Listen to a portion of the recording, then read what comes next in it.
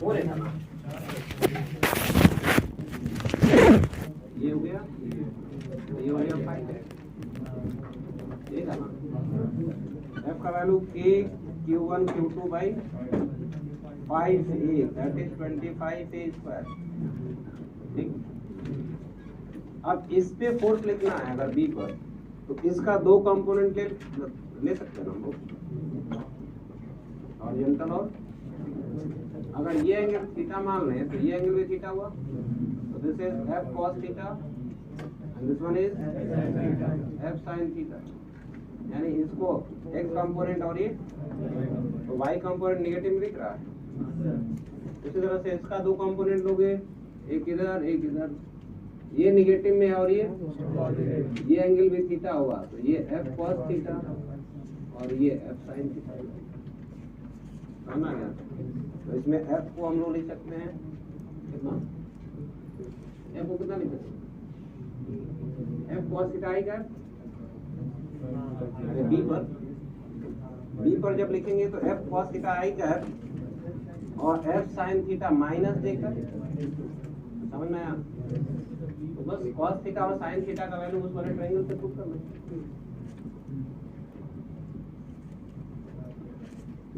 On b और on q2, force का जो वैल्यू है कितना, f cos theta i cap minus f sin theta, f common हो गया, f का वैल्यू कितना, k q1 q2 by 25 cos theta का वैल्यू ट्रायंगल से कितना, 3/5 होगा ना, जैसे इट इज 3/5 आई कैप और साइन थीटा का वैल्यू 4/5, ठीक है। 5 बाहर निकाल लेंगे और ये 3i - 4 देगा, वही आंसर मिलेगा। तो ये कुछ नया मेथड थोड़ी है, वही वेक्टर ही है। तो डिपेंड करता है कैसे लिखते हैं हम लोग, वो हमारा ये मेथड है। अगर लिखना चाहोगे तो लिख लोगे जल्दी से,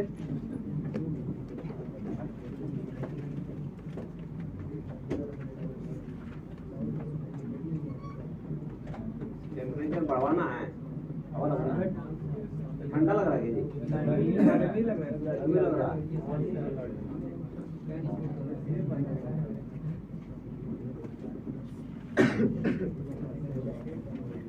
सब लोगों के साथ दिक्कतें हैं।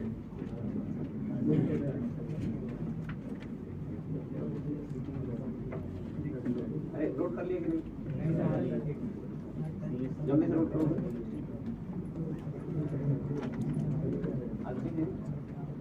इसका फैन स्पीड थोड़ा कम कर देंगे सामने वाले।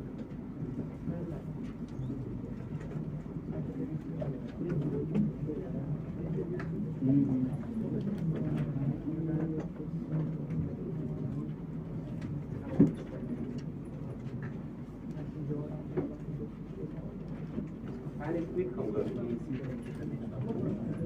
हाँ लो ही कर दीजिए।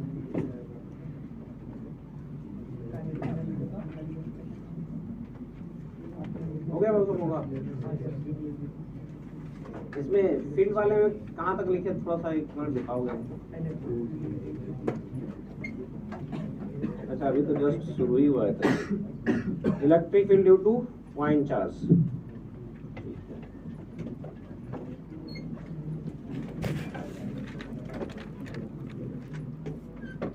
फार्मूला पॉइंट चार्ज की वजह से जो इलेक्ट्रिक फील्ड का वैल्यू है वो कितना है, F/Q। ये तो डेफिनेशन था, एग्जैक्टली। पॉइंट चार्ज की वजह से इलेक्ट्रिक फील्ड का फार्मूला हम लोगों का हमेशा याद होना चाहिए, KQ/R। इलेक्ट्रिक फील्ड का जो डेफिनेशन था वो था F/Q, समझ गए? ये डेफिनेशन से हम लोगों का है, और इसका यूनिट अगर देखेंगे तो क्या है, न्यूटन पर। जहाँ था ये लिख लेंगे, इसका न्यूटन पर कूलम यूनिट।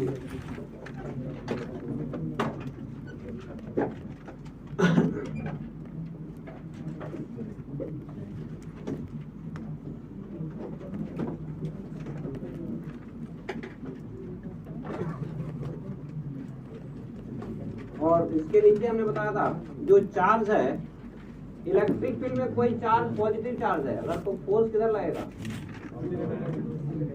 सेम डायरेक्शन में। वो इधर फिर से सुन लो, ये अगर पॉजिटिव चार्ज अगर इलेक्ट्रिक फील्ड में है तो उस पर फोर्स सेम डायरेक्शन में लगेगा, और नेगेटिव चार्ज अगर है तो अपोजिट डायरेक्शन में लगेगा। क्लियर हुआ? इसको याद कर लेना है। दूसरी चीज, इस पे फोर्स का जो मैग्नीट्यूड था वो कितना था? Q इंटू ई। अगर इस पॉइंट पर इलेक्ट्रिक फील्ड का जो वैल्यू है कितना है? ई है। समझ में आ गया? तो इसके जो डायग्राम था इसके नीचे कहीं लिख लेंगे, magnitude of force, magnitude of force on charge in the electric field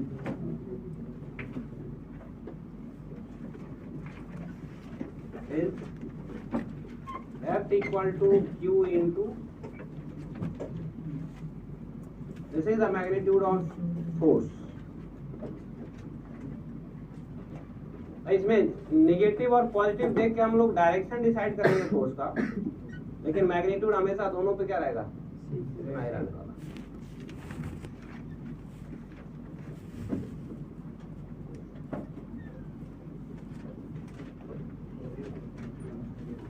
इसके बाद इसमें superposition principle, superposition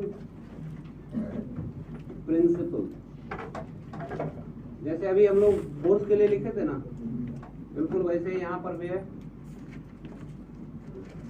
superposition principle क्या है कि अगर एक से ज्यादा अगर चार्जेस हैं तो किसी पॉइंट पर अगर फील्ड निकालना होगा तो उन सब का नेट निकालना होगा। समझ गए? एक से ज्यादा अगर चार्जेज होंगे तो मान लिया कि ये बहुत सारे चार्जेस थे इस तरह से, और यहाँ पर हमको फील्ड निकालना है, तो ये सभी चार्जेस का इंडिविजुअल फील्ड यहाँ पर निकालना होगा। Q1, Q2, Q3, Q4, और ये है point P, this is R1, R2, R3, R4।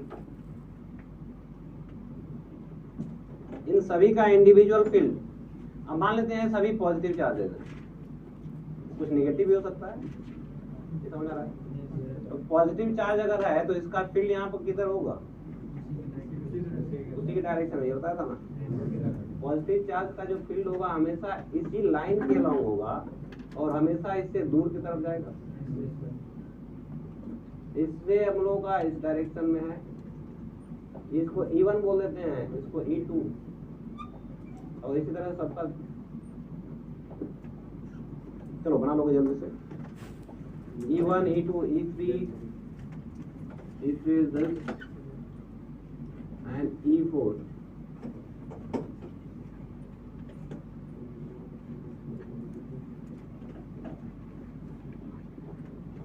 Net field at point P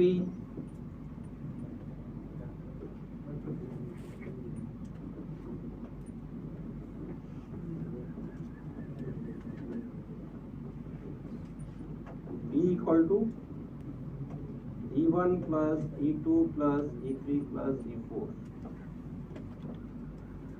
ये सभी वेक्टर हैं।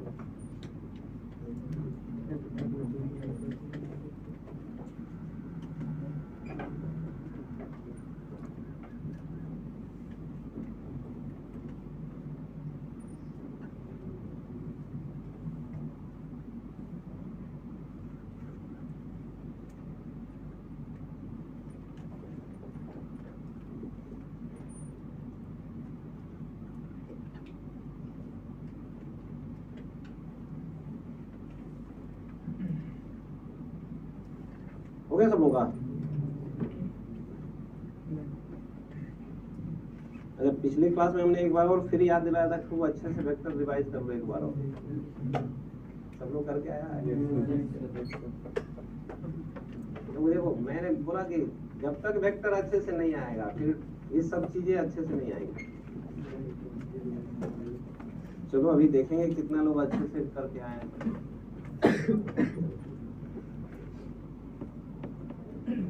फिर से वही सुपर पोजिशन प्रिंसिपल है, जैसे वहां फोर्स ऐड किया था वैसे सारे इलेक्ट्रिक भी ऐड होने हैं। निर्वग्रे एग्जाम्पल,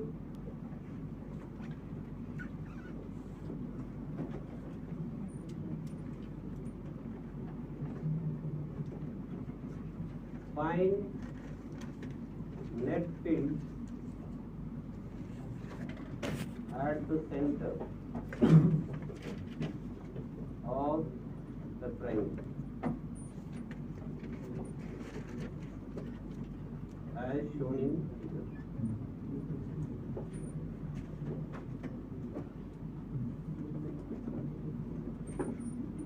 Charges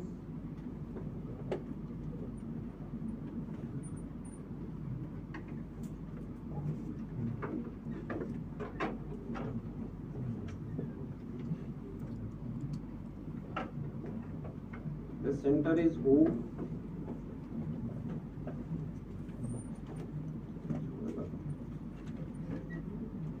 इसको A B C D बोलते हैं, A B C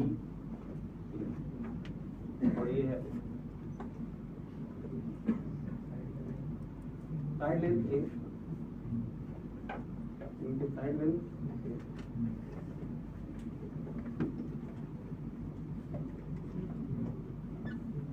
क्यों भाई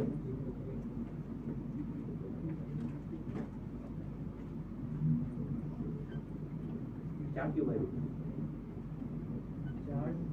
हमने नेट इलेक्ट्रिक फील्ड पूछा है KQ by R square root 3 plus 1 KQ by R square by R square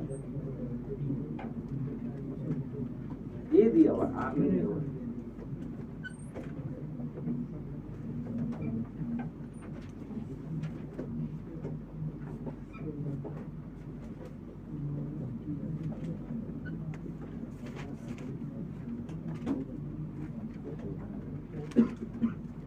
बातें नहीं। हेलो, इसका आंसर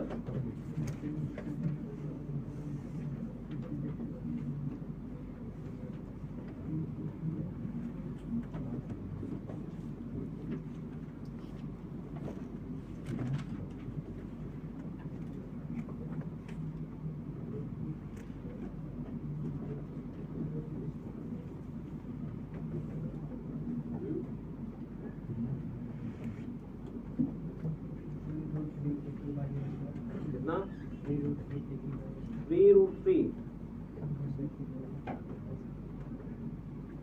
या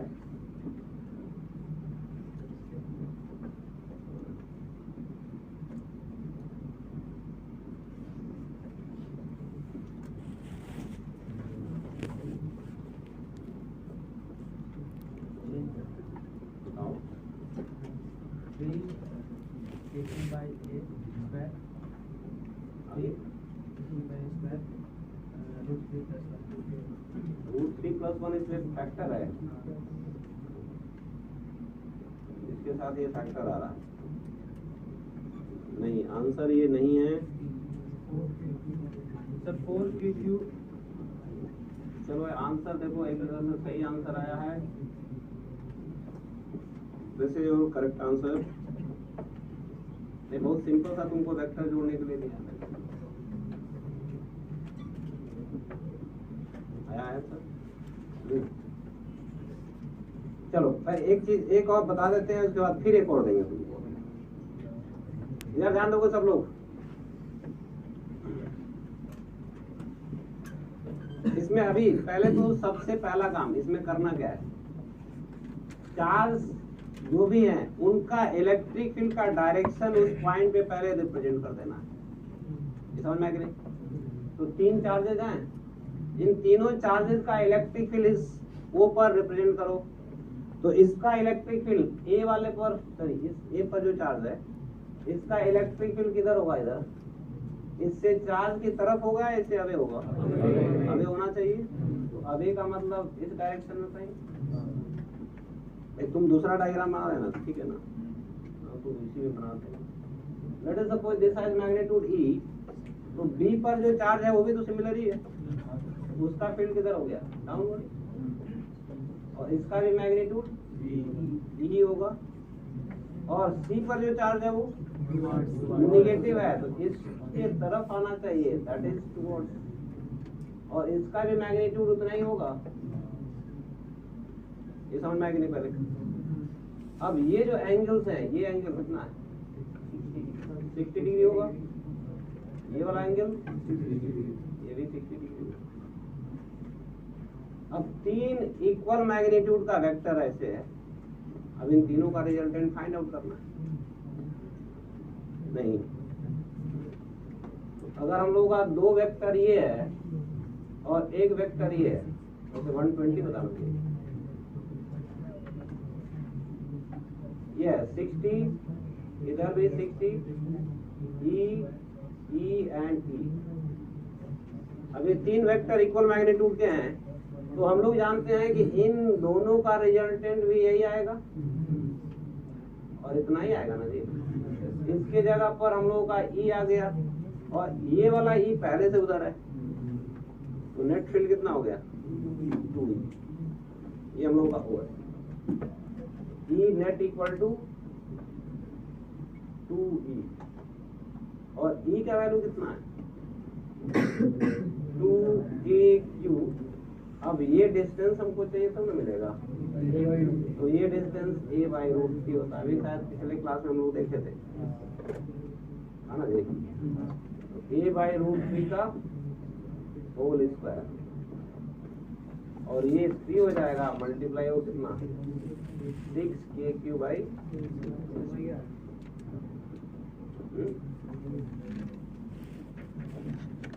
हाँ, तो ये आंसर अगर था तो बिल्कुल सही है। अच्छा, अब इसमें तो किसी को डाउट नहीं है,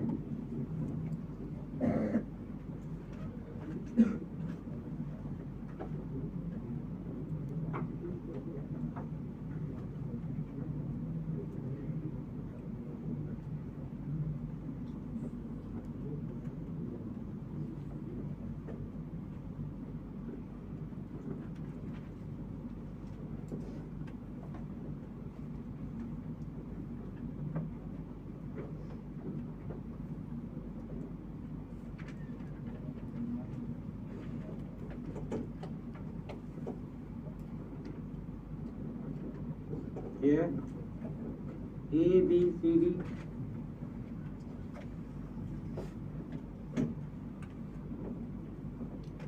और इसके साइड लेंस दे रखे हैं B और A।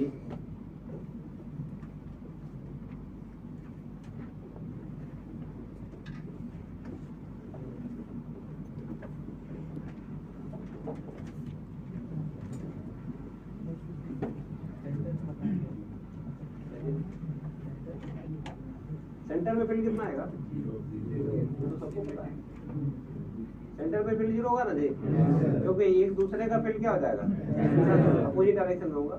सेंटर पे नहीं है, क्योंकि सेंटर वाला तो मतलब वो बच्चे वाला खिलौना टाइप हो गया। इनमें से किसी भी साइड का एक मिड पॉइंट पर बताना।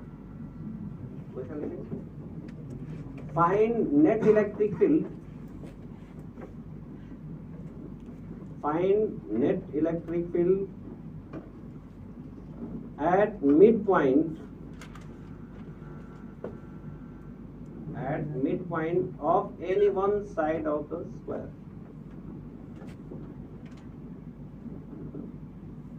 At midpoint of any one side of the square.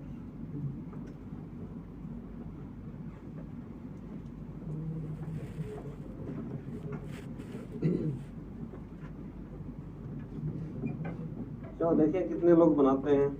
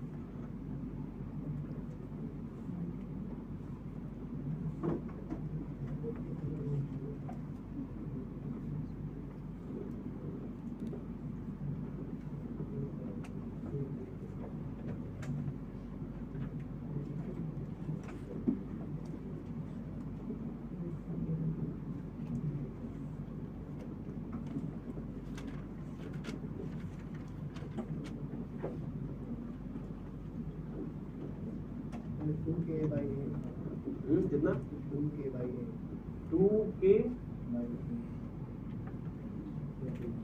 a, ये तो मतलब डायमेंशनली इनकरेक्ट टाइप होगा।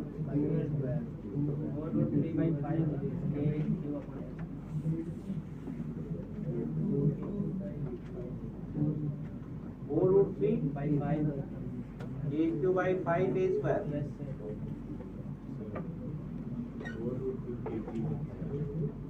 सब लोगों का अलग अलग रहा है। 4√2 k³ a square। भाई सब लोगों का अलग ही अलग आ रहा है।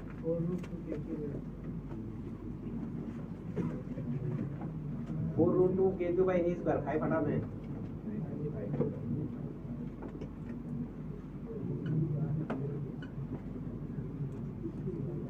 चलो ये अभी सही आंसर थोड़ा नहीं दिख रहा है।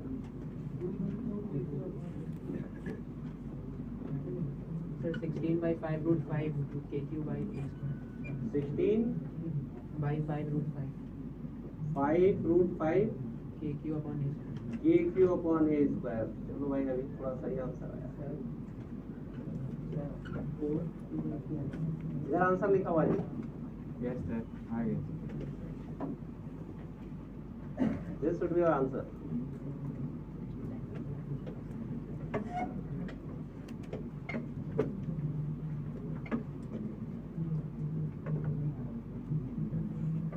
देखो प्रोसीजर जो बताया गया उसके थ्रू जाओगे तुमको आंसर मिलेगा। हाँ, प्रोवाइडेड कि वेक्टर जोड़ने आना चाहिए।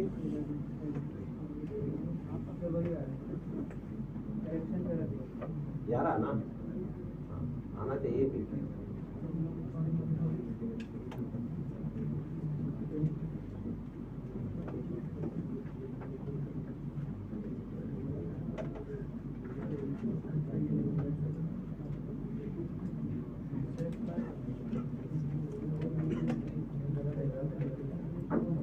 ये आंसर लिखा हुआ है।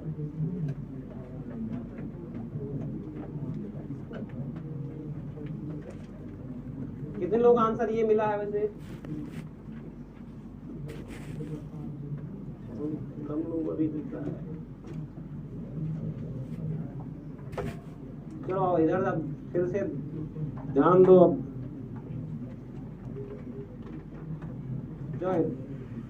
इसमें हम लोग देखें, मान लेते हैं ये मिड पॉइंट ले लिया हमने।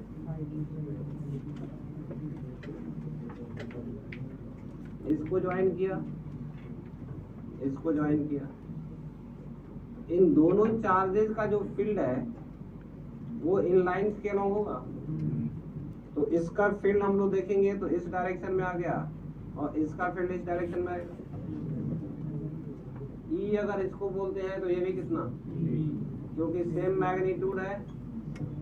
Let us suppose this distance is r। वैसे r कितना है? √5a/2 होगा ना जी। खैर ये अब इसका जो फील्ड है वो इस डायरेक्शन में आएगा और इसका अपवर्ड डायरेक्शन में होगा। इसको अगर हम ई डैश बोले तो ये भी ई डैश होगा। समझ आ रहा है? ओ सभी का फील्ड हमने दिखाया इस पॉइंट। समझ आ रहा है? अब इसमें से सबका रिजल्टेंट निकालेंगे तो ये तो कैंसिल हो जाएगा, बचेगा सिर्फ ये दो।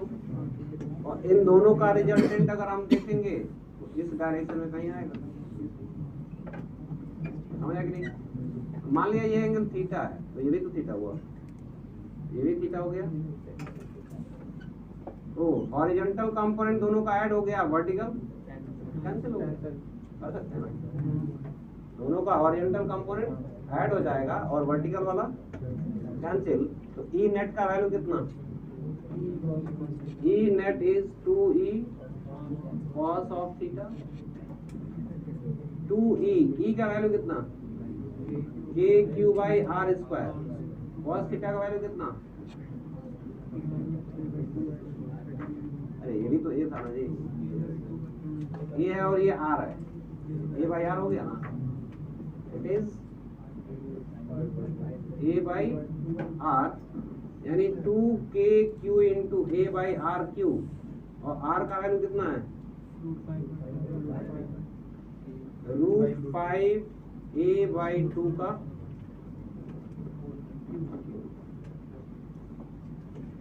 सिंप्लीफाई कर दो, कितना आया?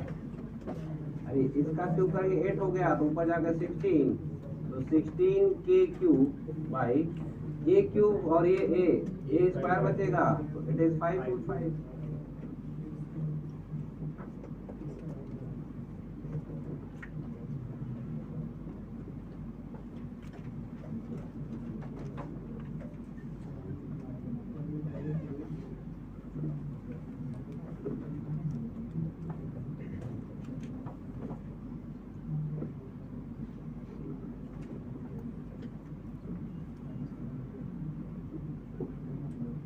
डायरेक्शन को दिखाने में किसी को दिक्कत है क्या? डायरेक्शन सबको आ गया? हाँ, तो वो सबसे पहले इम्पोर्टेंट है, उसके बाद वेक्टर ऐड होगा ना जी। जब डायरेक्शन ही नहीं दिखाने आएगा तो हम ऐड किसको करेंगे? तो पहले डायरेक्शन दिखाने आना चाहिए, जिस पॉइंट पर कैलकुलेट करना है उस पे सबका डायरेक्शन इम्पोर्टेंट है।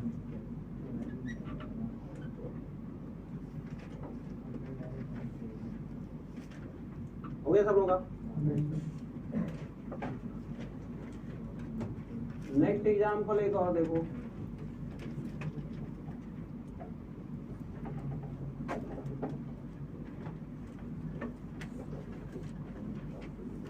x axis and this is your y axis, origin,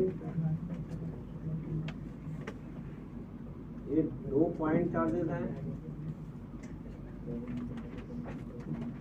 A and this point is B, यहाँ चार्ज -q और यहाँ पर चार्ज +q, इसका कोऑर्डिनेट 0, A और यह है 0, -, A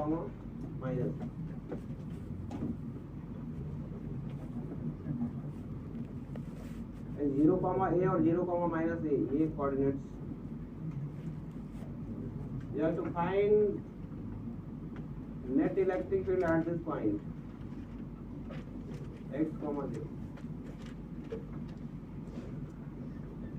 Find net electric field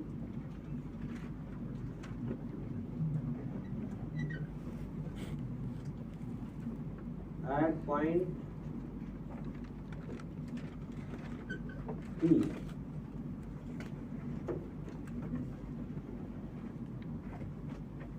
As shown in figure.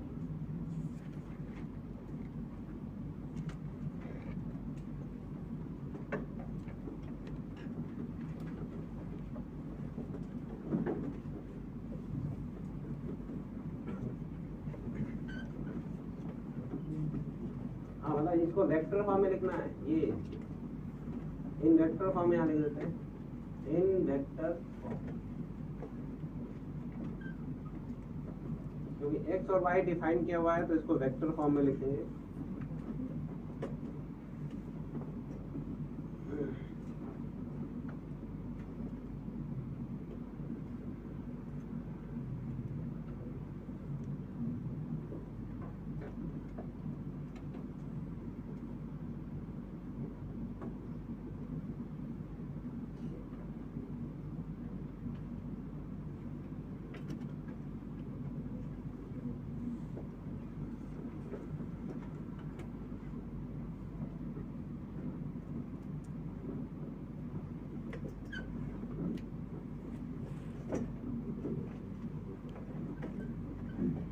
एक पॉजिटिव चार्ज और एक नेगेटिव चार्ज,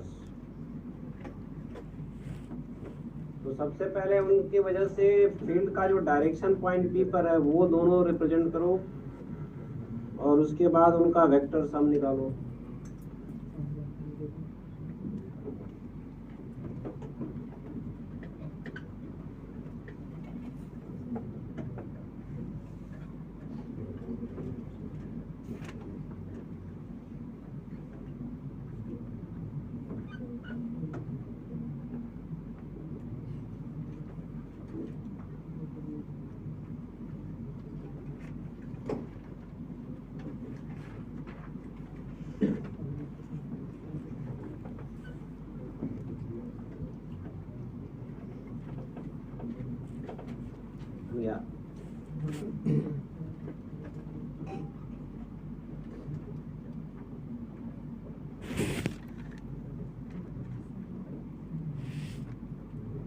आई क्या आई क्या में आएगा अब कर दिए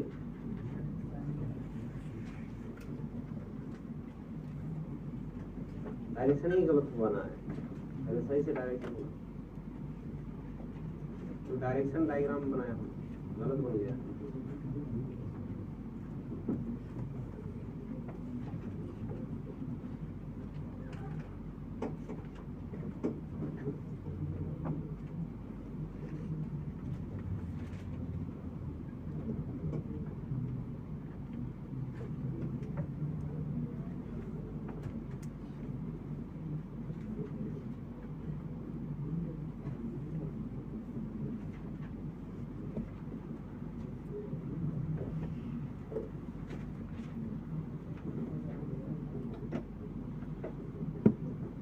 डायरेक्शन नीचे कैसे, ऊपर वाला चार्ज क्या था,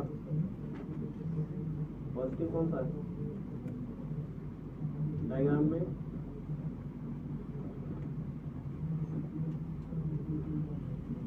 चलो जो भी बनाए वो सही है, बट क्वेश्चन थोड़ा ध्यान से, ठीक है ना। Sir 2a upon x square upon a square का power 3/2 2kq into a a upon x square plus a square power 3/2 3/2 j cap चलो ये आंसर सबको मिलना चाहिए था। एक ही जगह पर नहीं, ये ही आएगा, ये आंसर सबको मिलना चाहिए। हाँ ये आंसर सही है।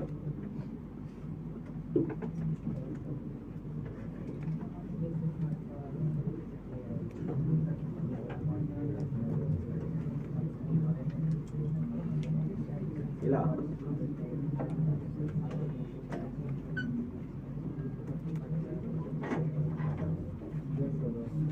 ये आंसर अभी कितने लोगों को मिल गया, थोड़ा देखे, धीरे धीरे थोड़ा नंबर पड़ रहा है भाई, मेहनत करो भाई, सब लोगों का आएगा, ऐसा थोड़ी है कि पर्टिकुलर के लिए है। अभी मैंने कहा था कि पहले यहाँ पर डायरेक्शन दिखाना सीखे, तो डायरेक्शन तो आई थिंक सब लोगों को आ ही गया होगा। ये पॉजिटिव और निगेटिव दो चार्जेज हैं, इनकी वजह से फील्ड, ये पॉजिटिव है तो इसका फील्ड इस डायरेक्शन में जाएगा, और ये निगेटिव है तो इसका फील्ड इसी की तरफ जाएगा। वैसे दोनों डिस्टेंस सेम ही है कि नहीं, ये डिस्टेंस x है तो इसका वैल्यू हम लिख सकते हैं ना,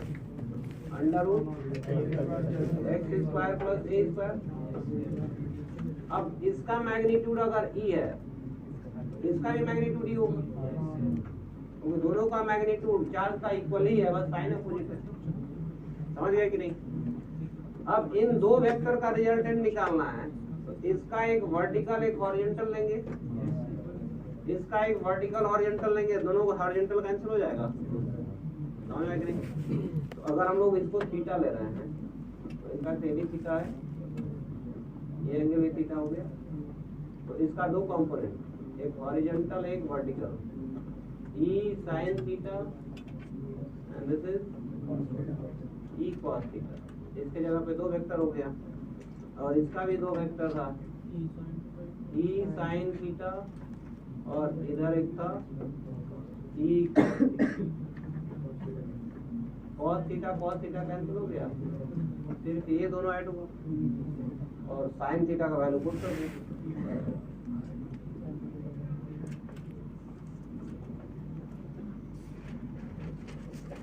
E net equal to 2e sin theta 2e kq by r square, और sin थीटा का वैल्यू देखें तो a बाई r है ना जी। Then sin theta equal to a by r, और r का भी वैल्यू वहाँ है, तो ये हो गया 2kq into a divided by r cube, r और r का वैल्यू कितना था एक्स स्क्वायर प्लस ए स्क्वायर पावर 1/2 और क्यूब करेंगे तो पावर 3/2 इन वेक्टर फॉर्म ई नेट ये वेक्टर हो गया and this is 2kqa divided by x square plus a square power 3/2 ठीक है।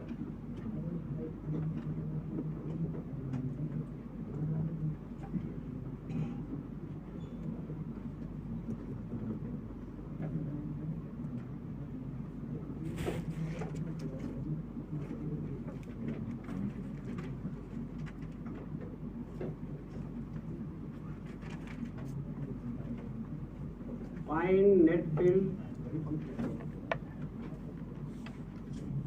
at the center. O.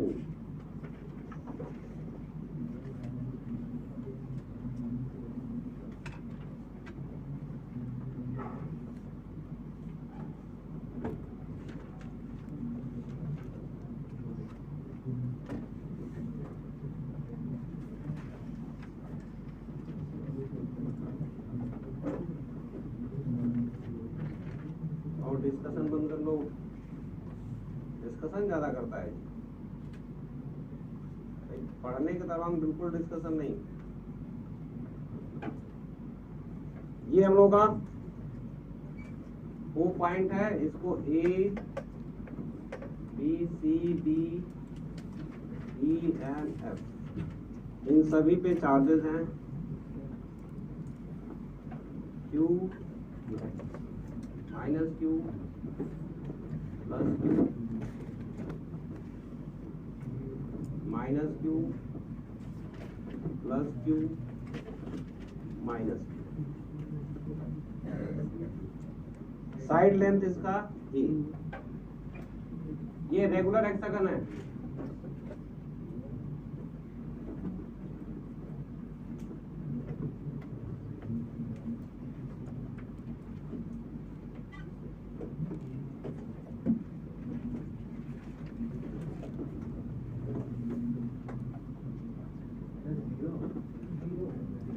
Zero होगा माइनस भी है,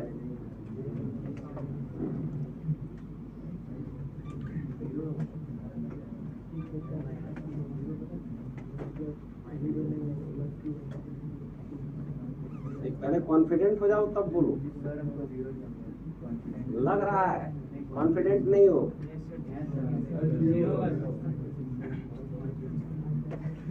मतलब लग रहा है और कॉन्फिडेंट होने में बड़ा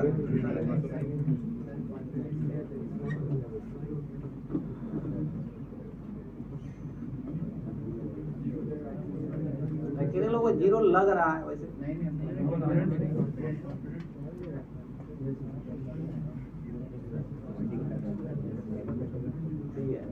चलो एक तो लग रहा है, जो अभी सस्पिशन है वो बिल्कुल सही है कि बिल्कुल जीरो ही होगा वहाँ। समझ में आ गया? मतलब जिनको लग रहा है उनके लिए कंफर्मेशन है।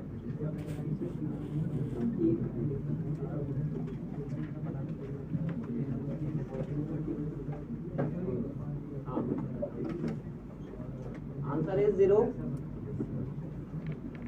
भाई जिनको नहीं समझ में आ रहा है ध्यान सुन ले एक बार। अच्छा, पॉजिटिव और नेगेटिव अल्टरनेट करके रखा हुआ है, तो हम ये देखें कि इसका जो फील्ड है उसके अपोजिट में क्या होना है? नेगेटिव है। तो जितना इसका फील्ड यहाँ होगा उतना ही इसका भी है और दोनों सेम डायरेक्शन में है। समझ गए? तो इसकी वजह से जो फील्ड है, मान लेते हैं यहाँ पर दिखा रहा हूँ, इस पॉइंट पर दो वेक्टर हम लोग इधर दिखा दें, दोनों का मैग्नीट्यूड सेम है, एक इसका है एक इसका है। इन दोनों के ई और ये बी पर, तो इन दोनों का फील्ड इस डायरेक्शन में जाएगा और ये भी फिर दोनों सेम मैग्नीट्यूड का होगा और वो भी इतना ही होगा। बचा ये दोनों, इन दोनों की वजह से अगर देखेंगे तो इस डायरेक्शन में आएगा और ये भी सेम मैग्नीट्यूड का ही है। तो इस डायरेक्शन में 2e, इस डायरेक्शन में 2e और इस डायरेक्शन में 2e, और सबके बीच में एंगल कितना कितना? यानी कि 3 वेक्टर जब 120 पर होता है, आइडेंटिकल है, तो सबका रिजल्टेंट 0। ये पढ़ा हुआ था, समझ आया कि नहीं? तो ये आंसर होगा यार 0।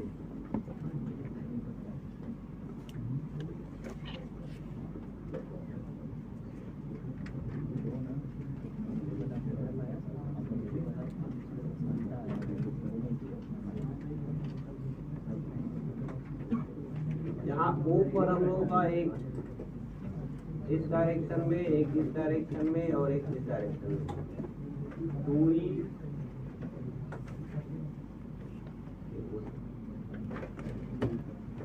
इन दोनों का रिजल्टेंट भी इधर आ जाता है, कितना 2ED आ जाता है, और इसलिए E नेट का वैल्यू हम लोगों का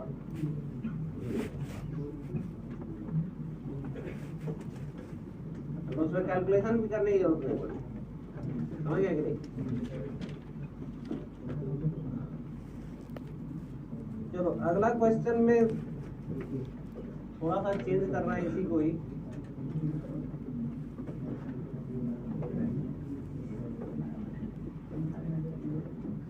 इसी को चेंज करना है। अब डायग्राम में फिर से यही बनाओगे, बस इसमें से एक कॉर्नर छोड़ दें, अगर हटा देते, बाकी सभी पे आइडेंटिकल चार्ज हो गया।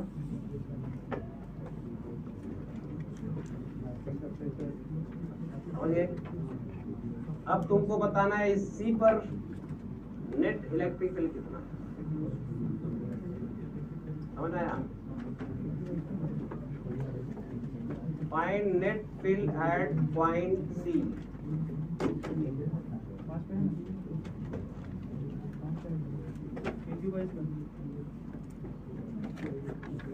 ये मिटा दूं क्या बीच वाला?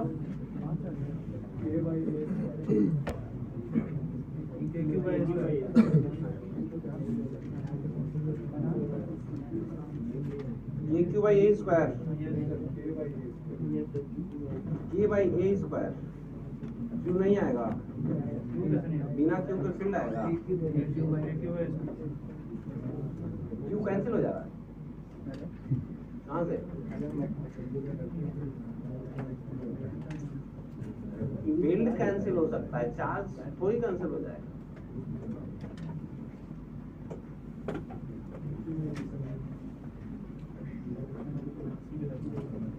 ये अगला डायग्राम ये है,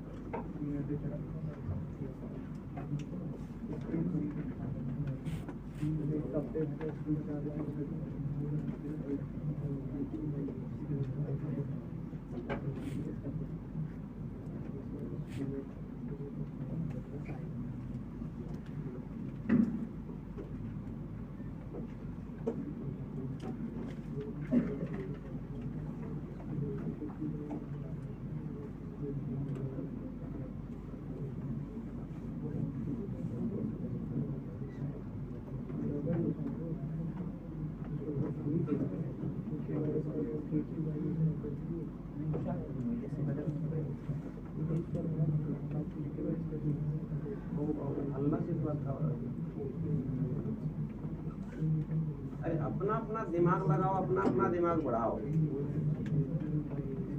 डिस्कशन करने से दिमाग नहीं बढ़ेगा। Q बाई A स्क्वायर सही आंसर नहीं है।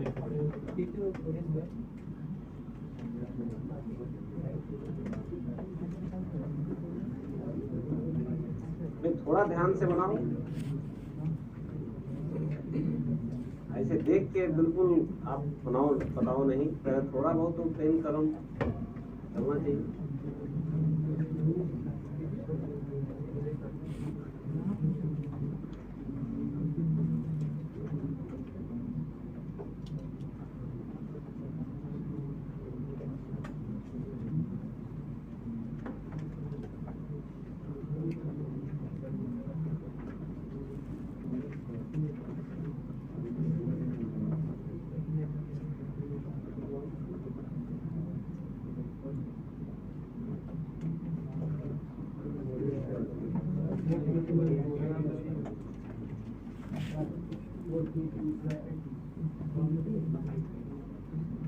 नहीं, अभी भी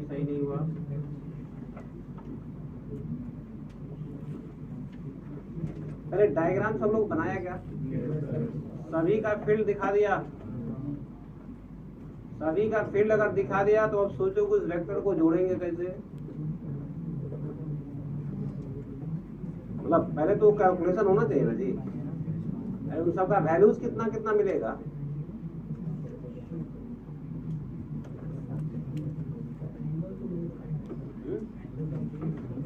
एंगल नहीं दिए हैं।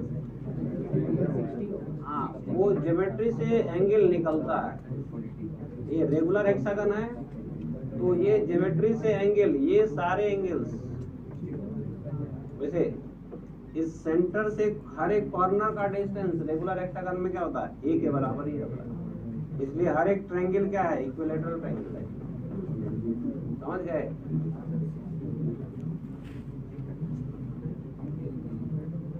तो ये थोड़ा बहुत ज्योमेट्री भी आनी जरूरी है।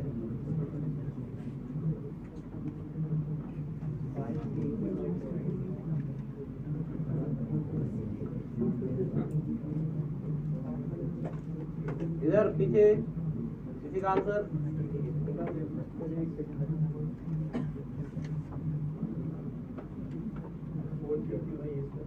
नहीं।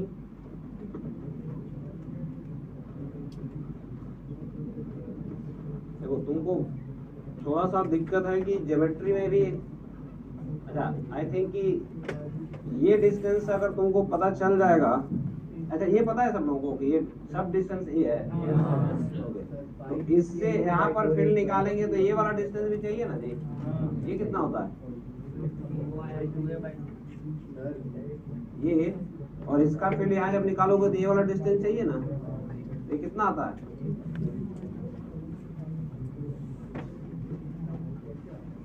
ये √3 आता है। कितना आता है? ये ज्योमेट्री से तुमको पता होना चाहिए।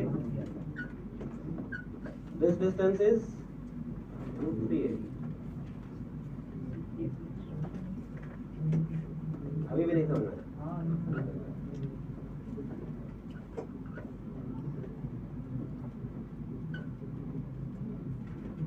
ये जो दिख रहा है, इधर ध्यान सुन लो, ये जो दिख रहा है, ये जो लाइन है ना, इसमें ये एंगल, इसका जो एंगल है उसको बाइसेक्ट करेगा ना, और है कि नहीं? क्योंकि हर एक इसमें जो इधर बन रहा है ये क्या हो गया है? रोम्बस। अरे ये वाला जो बना है क्या है? रोम्बस है। और हर एक ट्रायंगल इसमें इक्विलैटरल ट्रायंगल है। समझ गए? ये जो ट्रायंगल बना है कौन सा ट्रायंगल है? राइट एंगल ट्रायंगल हुआ। तो ये है 2A और ये है A और ये एंगल 90 हुआ। ये निकल नहीं जाएगा। तो ये थोड़ी बहुत ज्योमेट्री भी आनी चाहिए तुमको।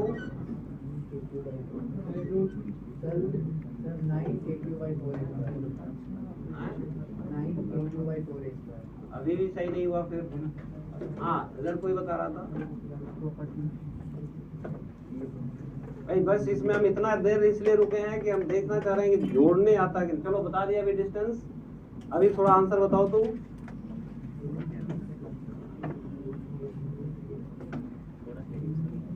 अब इसी से पता चलेगा तुमको वेक्टर जोड़ने आता है कि नहीं आता।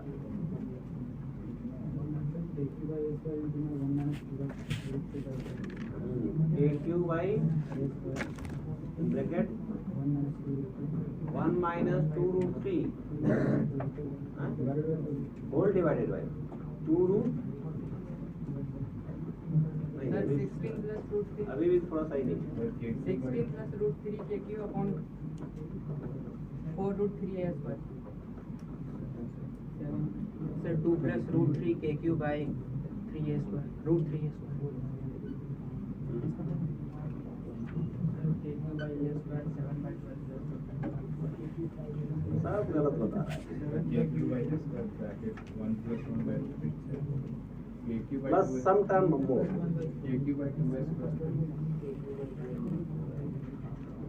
ये आंसर चलो भाई, अभी किसी ने बोला है तो लिख ही देते हैं। ये आना चाहिए। आना भी चाहिए।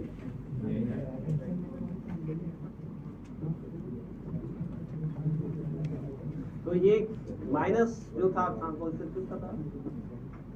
अरे माइनस कौन सा था? हाँ थोड़ा सा ये करेक्ट करो। अरे कोई प्लस में भी बोल रहा था, पता नहीं ध्यान से सुने नहीं थे, कोई प्लस में भी बता रहा था क्या? 16 प्लस अरे ठीक है, आप चेक कर लो किसका आंसर सही है इसके अकॉर्डिंग।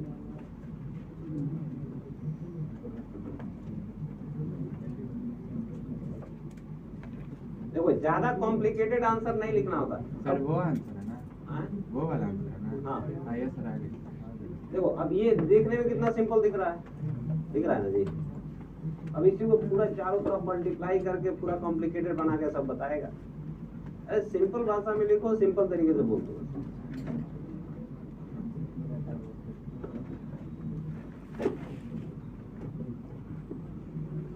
वैसे वो आंसर कितने लोगों को मिला अभी तक? थोड़ा आप पढ़ जरा, कुछ लोग हैं। चलो जिनको नहीं दिख रहा है थोड़ा सा देख लो जल्दी से। तो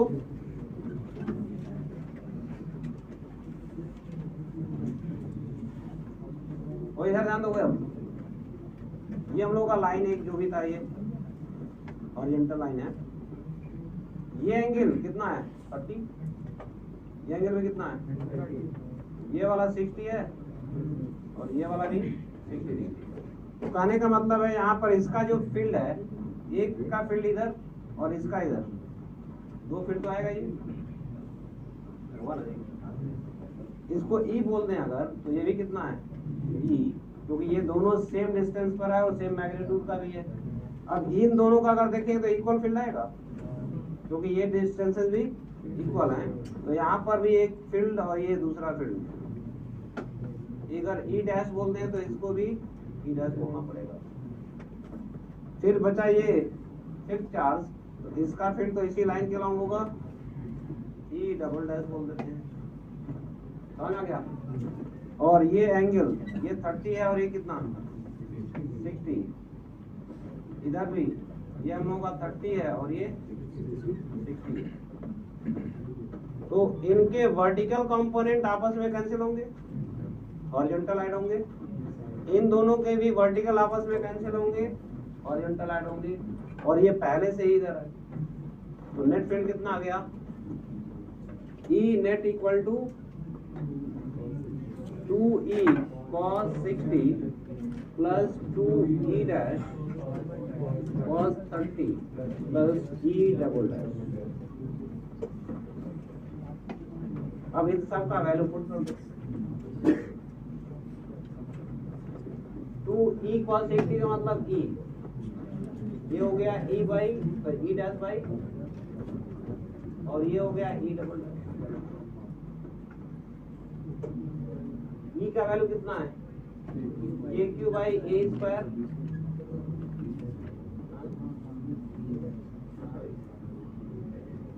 √3/2 था, 2 कैंसिल हुआ था, √3 टाइम्स e डैश का वैल्यू कितना? It is KQ by √3a का होल स्क्वायर, √3a का होल स्क्वायर। और e डबल डैश का वैल्यू है KQ बाई 2a का होल स्क्वायर। अब KQ बाई a तो हर जगह दिख रहा था ना, a स्क्वायर कॉमन हो जाएगा, उसको कॉमन कर दो, बाकी को ब्रैकेट में लिख लो।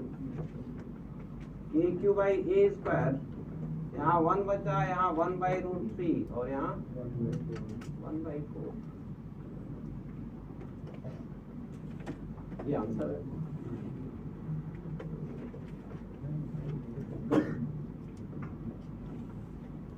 तो अभी ज्यादा दिक्कत हमको वेक्टर में ही दिख रहा है सबका, नहीं। और थोड़ी बहुत ज्योमेट्री, ये ज्योमेट्री से जब तक ये सॉल्व नहीं होगा तब तक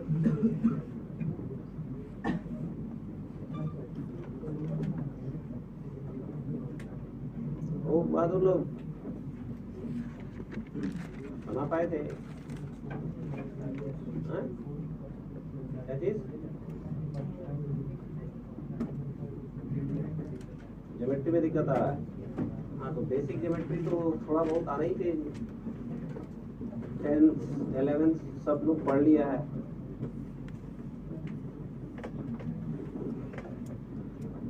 तो भाई जिनका भी नहीं पता नोट कर लिया सब लोगों ने जल्दी से।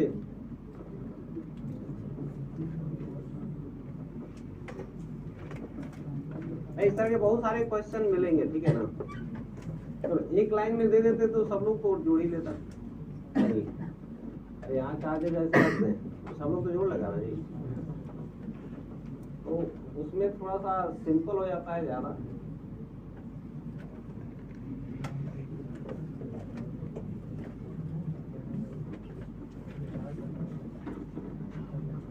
इसमें थोड़ा सा आगे हम लोग इसमें बढ़े अब इलेक्ट्रिक फील्ड।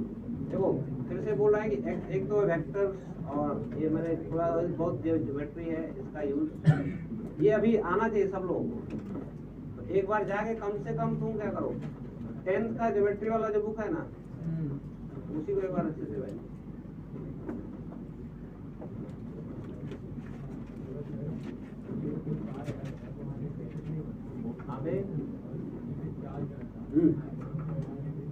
क्यों नहीं। अरे इसका जो फील्ड है वैसे यहाँ पर देखोगे एग्जैक्टली इसी पर जैसे चार्ज है इससे r डिस्टेंस पर हम लोगों का फील्ड का वैल्यू कितना लिखते हैं kq by r tending to 0 कर दो क्या हो गया infinite. It is very high electric field, समझा कि नहीं। इसके पास में जो फील्ड है बहुत हाई है, तो ये मतलब कि यहाँ फील्ड नहीं है इसके नजदीक में।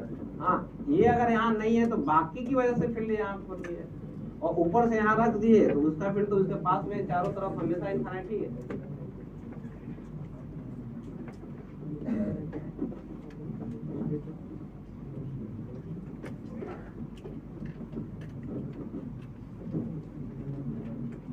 इलेक्ट्रिक फील्ड इस पे और क्वेश्चन करना है। हाँ? दे दे वर्कबुक में सब तो दिया ही है। चलो अभी इलेक्ट्रिक फील्ड का जो अभी इलेक्ट्रिक फील्ड में हम लोगों का जो चार्ज था उसे फोर्स लग रहा था, फोर्स का वैल्यू कितना था QE, है ना। ये इलेक्ट्रिक फील्ड में रखा गया है, जहां पर इलेक्ट्रिक फील्ड E है वहां अगर चार्ज Q रखते हैं तो उस पर फोर्स QE लगेगा, समझा क्या। इस कॉन्सेप्ट पर थोड़ा सा हम लोग क्वेश्चंस देखें। अच्छा एक चीज और, ये जैसे इलेक्ट्रिक फील्ड का जो मैग्नीट्यूड अगर हर जगह सेम है और डायरेक्शन भी सेम है तो उसको हम लोग बोलते हैं यूनिफॉर्म इलेक्ट्रिक फील्ड। बोलते हैं यूनिफॉर्म इलेक्ट्रिक फील्ड बोलते हैं, लिखिए uniform electric.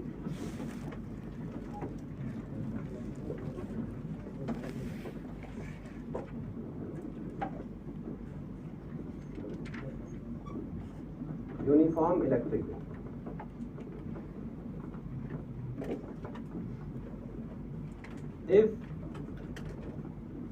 if magnitude and direction of electric field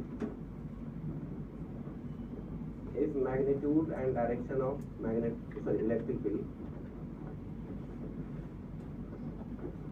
if magnitude and direction of electric field remains same at all the points, if magnitude and direction of electric field remains same at all the points, then it is called uniform electric field. Then it is called uniform electric field.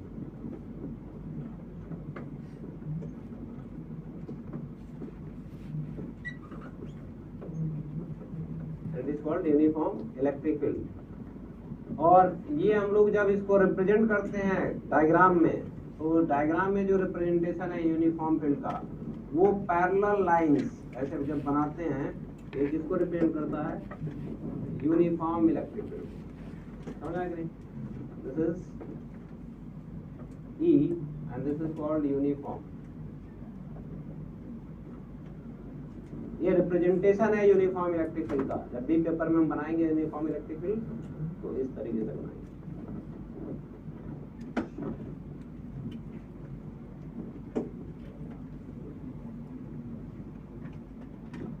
बनिए सब लोग का। तो इसी पर एक question हम लोग लिखें। अच्छा ये इसके पहले तो अभी जस्ट हमने डिस्कस किया था, पॉजिटिव चार्ज पे जो फोर्स होगा वो इलेक्ट्रिक फील्ड के डायरेक्शन में लगेगा और नेगेटिव चार्ज पे इसके, तो इसको हमेशा ध्यान में रखना है। तो इसी पर क्वेश्चन लिखोगे अब charge Q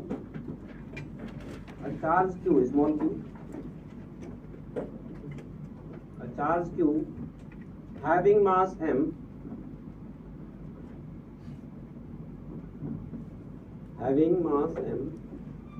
is released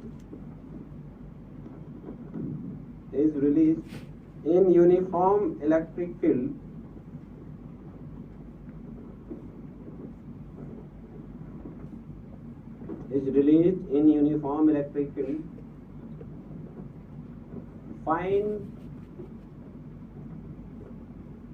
find its velocity and displacement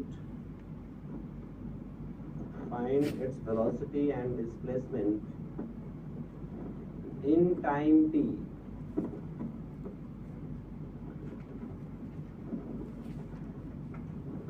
यहाँ पर हम लोग कह रहे हैं कि gravity is not present, gravity is neglected, यानी सिर्फ इलेक्ट्रिक फील्ड है, वहां ग्रेविटी नहीं, ग्रेविटी इज नेग्लेक्टेड।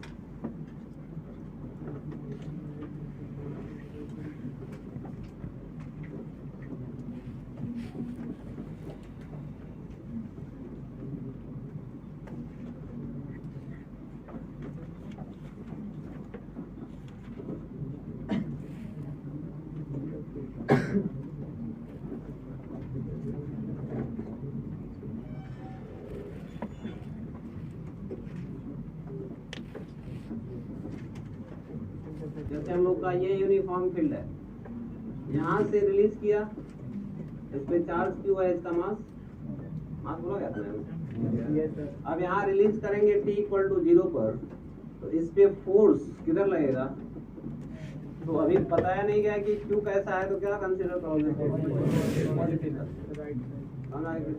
तो पॉजिटिव अगर कंसीडर किए तो इससे फोर्स किधर, राइट साइड, यानी फील्ड का डायरेक्शन इधर ही है ना, तो इससे फोर्स इधर लगना शुरू करेगा, F equal to Q into, अब ये Q का वैल्यू और E का वैल्यू चेंज होगा क्या, नहीं, यूनिफॉर्म बोला गया, इसका मतलब क्या है, हर जगह E का वैल्यू क्या है, सेम होगा, तो इसलिए ये फोर्स का वैल्यू हमेशा यूनिफॉर्म रहेगा, सॉरी कांस्टेंट हो गया। इसका मतलब ये एक्सेलरेट कराएगा कि नहीं कराएगा इसको, अब इसका एक्सेलरेशन कितना आएगा, QE/m, तो क्या ये यूनिफॉर्मली एक्सेलरेटेड मोशन हुआ, अब ये यहाँ से यहाँ t टाइम में पहुंचेगा, तो इसका कुछ वेलोसिटी होगा और ये कुछ डिस्प्लेसमेंट आएगा। सीधे सीधे फार्मूला क्या बनेगा, v equal to a into T, क्योंकि u तो 0 है ना, a का वैल्यू QE/m इंटू टी और s equal to half a का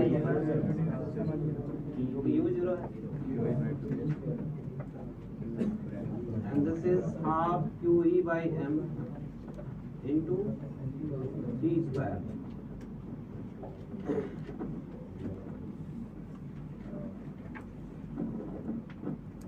तो कहने का मतलब है कि सिर्फ इसमें फोर्स किसका दिया गया तुमको, इलेक्ट्रोस्टैटिक से, बाकी क्वेश्चन जो था वो किसका हो गया, कहने में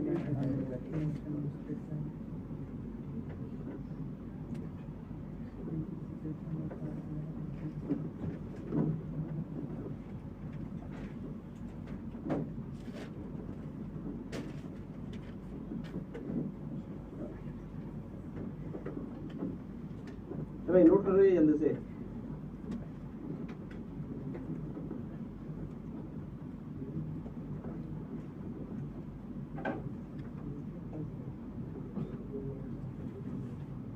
इसी में मान लेते हैं कि हम लोग दोनों ग्रेविटी और इलेक्ट्रिक फील्ड, अब ग्रेविटी भी कंसीडर कर लें तो जी आएगा ना जी, हाँ, तो अब डिपेंड करता है कि हम इलेक्ट्रिक फील्ड किधर लगा रहे हैं, समझ गए, इलेक्ट्रिक फील्ड का डायरेक्शन होगा ना, तो मान लेते हैं कि ग्रेविटी डाउनवर्ड है और इलेक्ट्रिक फील्ड भी डाउनवर्ड ही लग गया, तो इसमें इसका फोर्स और इसका फोर्स दोनों ऐड हो जाएगा। अगर अपोजिट लग गया तो अब दोनों में से जो ज्यादा होगा उधर मूव करेगा। रिलीज करेंगे तो इससे कैसे पता चलेगा mg ज्यादा है क्यों ही ज्यादा है, तो जिधर ज्यादा होगा उधर मूव करना शुरू कर देगा। लेकिन मान लेते हैं कि इसको इधर लगा दिए और इसको रिलीज कर दिया, इन दोनों कुछ नहीं होगा, इन दोनों का जो रिजल्टेंट आएगा ये QE और mg इस डायरेक्शन में मूव करना शुरू करेगा। समझ आया कि नहीं? हाँ, तो कुल मिला के ये जस्ट इलेक्ट्रिकल क्या कर रहा है, फोर्स अप्लाई कर रहा है उस चार्ज बॉडी पर, एक एक्स्ट्रा फोर्स, बाकी जो भी फोर्सेस थे उसके अलावा एक एक्स्ट्रा फोर्स क्रिएट कर। समझ आया कि नहीं सबको? इस पर एक क्वेश्चन है तुमको,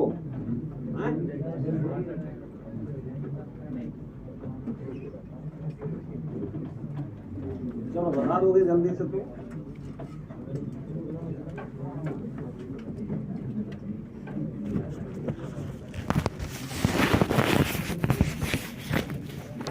और हल्ला नहीं, बातें बिल्कुल नहीं करोगे, कोई ज्यादा बात नहीं कर रहा हो तुम। अरे दोनों तुम लोग क्या नाम है? रसूल और शोभित। किस चीज का हाल चाल चल रहा है सब? बोल रहे थे कि फिजिक्स बहुत अच्छे से बीत रहा है, जल्दी पता नहीं चल रहा। मतलब सर साइंस जल्दी बीत रहा, क्वेश्चन बना रहे हैं तो बना रहे हैं, पता नहीं चल रहा।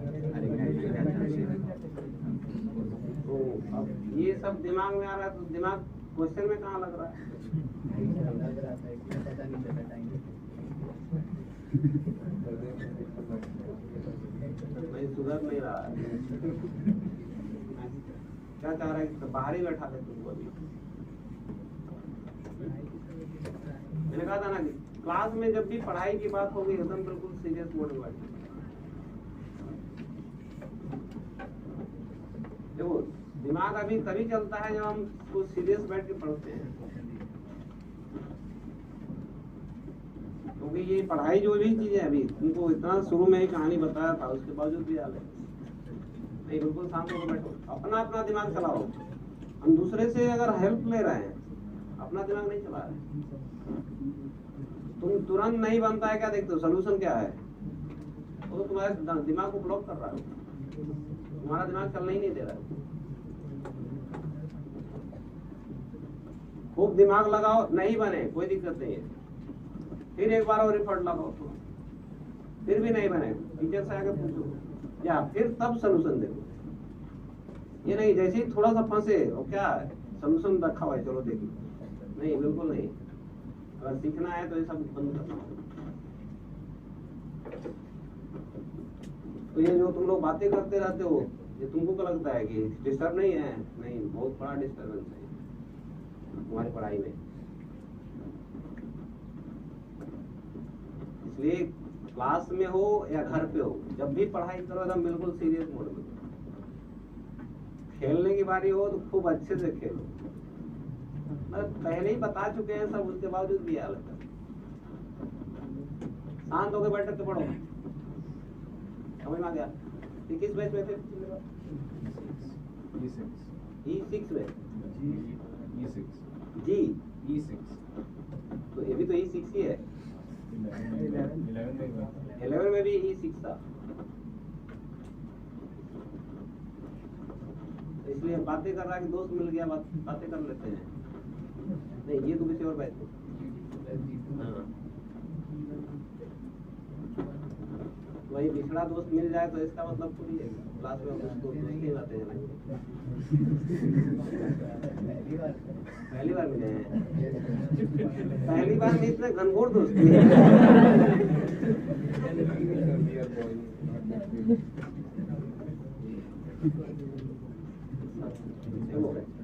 अभी तुम बात कर रहे थे कि फिजिक्स बहुत अच्छा चल रहा है, ऐसा कुछ नहीं है कि फिजिक्स ही चल रहा है। मैथ भी तुम इसी ध्यान से बनाएगा ना तो 4 घंटा कैसे बीतेगा नहीं पता चलेगा। केमिस्ट्री भी इसी लगन से बनाएगा ना तो नहीं पता चलेगा कितने घंटा बीता। तुमको जान के आश्चर्य 7 घंटे बैठ के मैथ बनाए हमने, 7 घंटे। तुम क्या आश्चर्य बना जी? नहीं तुम 7 घंटे बैठा है कभी कंटिन्यूअस? हम कंटिन्यूअस की बात कर रहे हैं।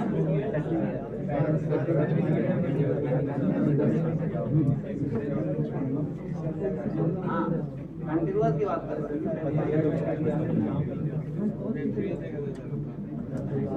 कहने का मतलब तुम मेहनत करेगा, ठीक है भाई। अपना इसलिए बड़ा अजीब टाइप है, ठीक है ना, तो इसलिए तुम अपने अकॉर्डिंग अपनी कैपेबिलिटी के अकॉर्डिंग जो भी है तुमको सुटेबल लगे उसको अच्छे से करो, लेकिन एटलीस्ट मेहनत तुमको करना ही है।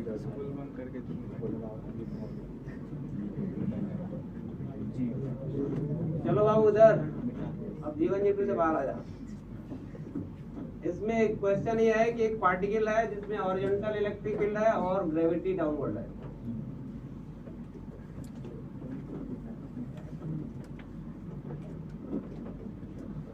एक्स और ये है वाई।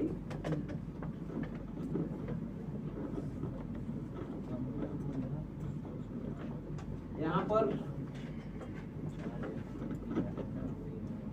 पॉइंट पी है which is at height h, या इसका कोऑर्डिनेट कहें कि हम लोग कितना है 0,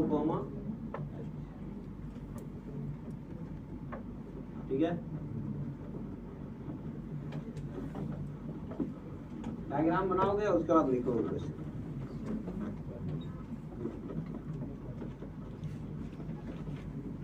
A charged particle having charge q and mass m. A charged particle having charge plus q and mass m, having charge plus q and mass m, is released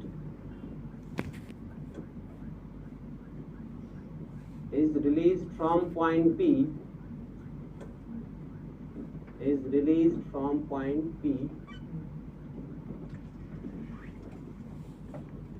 as shown in figure.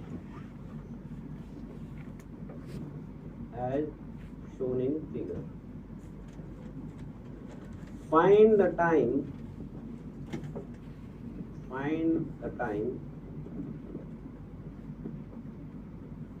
after which the particle will cross x-axis.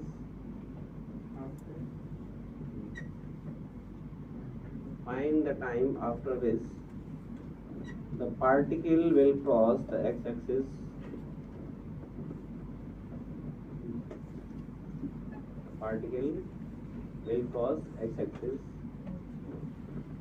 Also find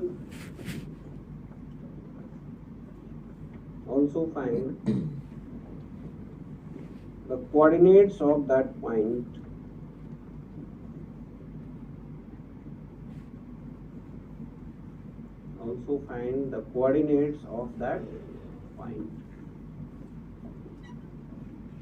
कौन सा point? X axis पे जहाँ cross करेगा। यार लिखना चाहो तो लिखो, crossing the x axis. Crossing the x axis को ब्रैकेट में लिख लेना, √2h/g। चलो ठीक है, टाइम तो बिल्कुल सही है।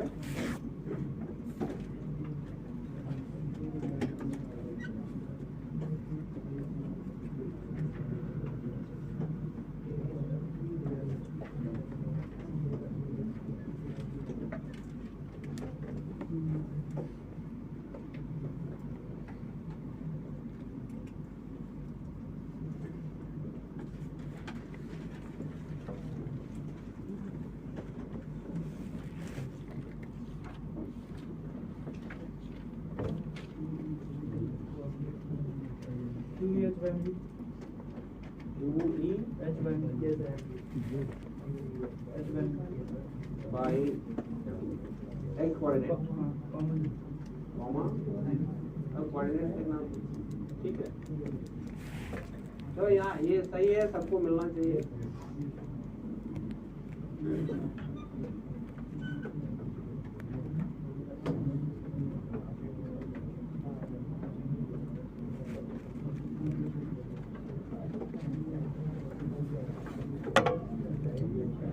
देखो ये ओरिजिनली फिर काइनेमेटिक्स का ही क्वेश्चन है, सिर्फ इसमें एक्स्ट्रा फोर्स लगवा दिया गया है किसका, इलेक्ट्रिक फील्ड का फोर्स, यानी कि इलेक्ट्रोस्टैटिक फोर्स बोल लो।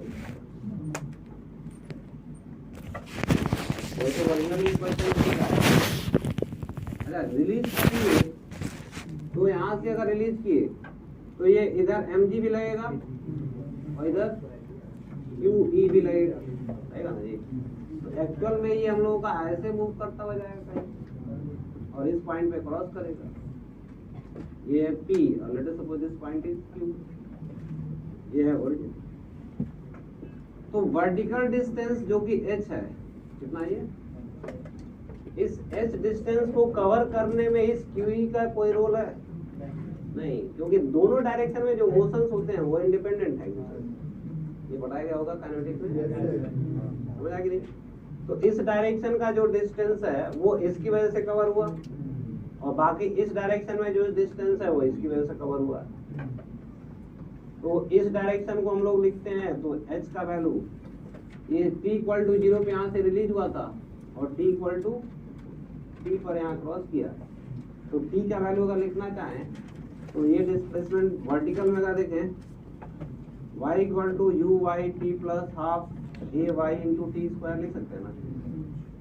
तो y का वैल्यू कितना और ये है 0 half and this is g into यहाँ से t का वैल्यू आ गया कितना 2h बाई ये along वर्टिकल हो गया। अब along x एक्सिस लिखना चाहेंगे तो फिर यही इक्वेशन लिखेंगे कोऑर्डिनेट के लिए, x equal to U X into T plus half A X into सारा कुछ एक्स एक्सिस में होगा। तो इस टाइम इसमें इनिशियल वेलोसिटी एक्स एक्सिस में भी कितना है 0 हाफ ए एक्स का वैल्यू कितना होगा Q E by this is Q E by और इनटू टी और टाइम तो इतना ही लगा हुआ ना, टी का स्क्वायर करेंगे तो 2h बाई, तो ये हम लोगों का x कोऑर्डिनेट है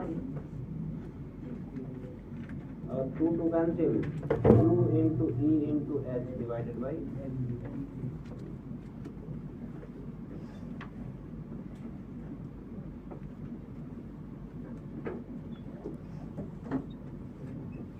और पूछेगा कि यहाँ से इनिशियल पॉइंट, अब इसे बोल रहा है कि ये ग्राउंड है, एक्स एक्सिस दिख रहा हो क्या है, जैसे यहाँ से हम रिलीज किए, यहाँ पर इस डायरेक्शन में ओरिजेंटल में इलेक्ट्रिक फील्ड है और वर्टिकल में ग्रेविटी है, तो यहाँ से जब रिलीज करेंगे तो जाके ऐसे ग्राउंड पे टकराएगा ना।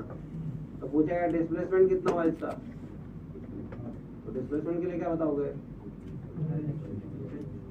डिस्प्लेसमेंट तो ये बना जी, तो ये y कोऑर्डिनेट और ये x कोऑर्डिनेट था ना जी, इन दोनों को स्क्वायर करके ऐड करोगे तो मिलेगा, समझ में आया कि नहीं। तो क्वेश्चन में बहुत सारी चीजें तुमसे पूछी जा सकती हैं कि क्या पूछा गया है उसमें तुम देख। Electric field lines, electric field lines क्या है,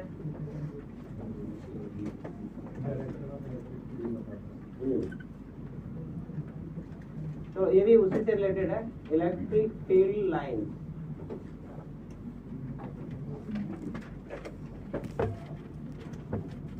और इन्हीं को बोलते हैं lines of forces, electric forces.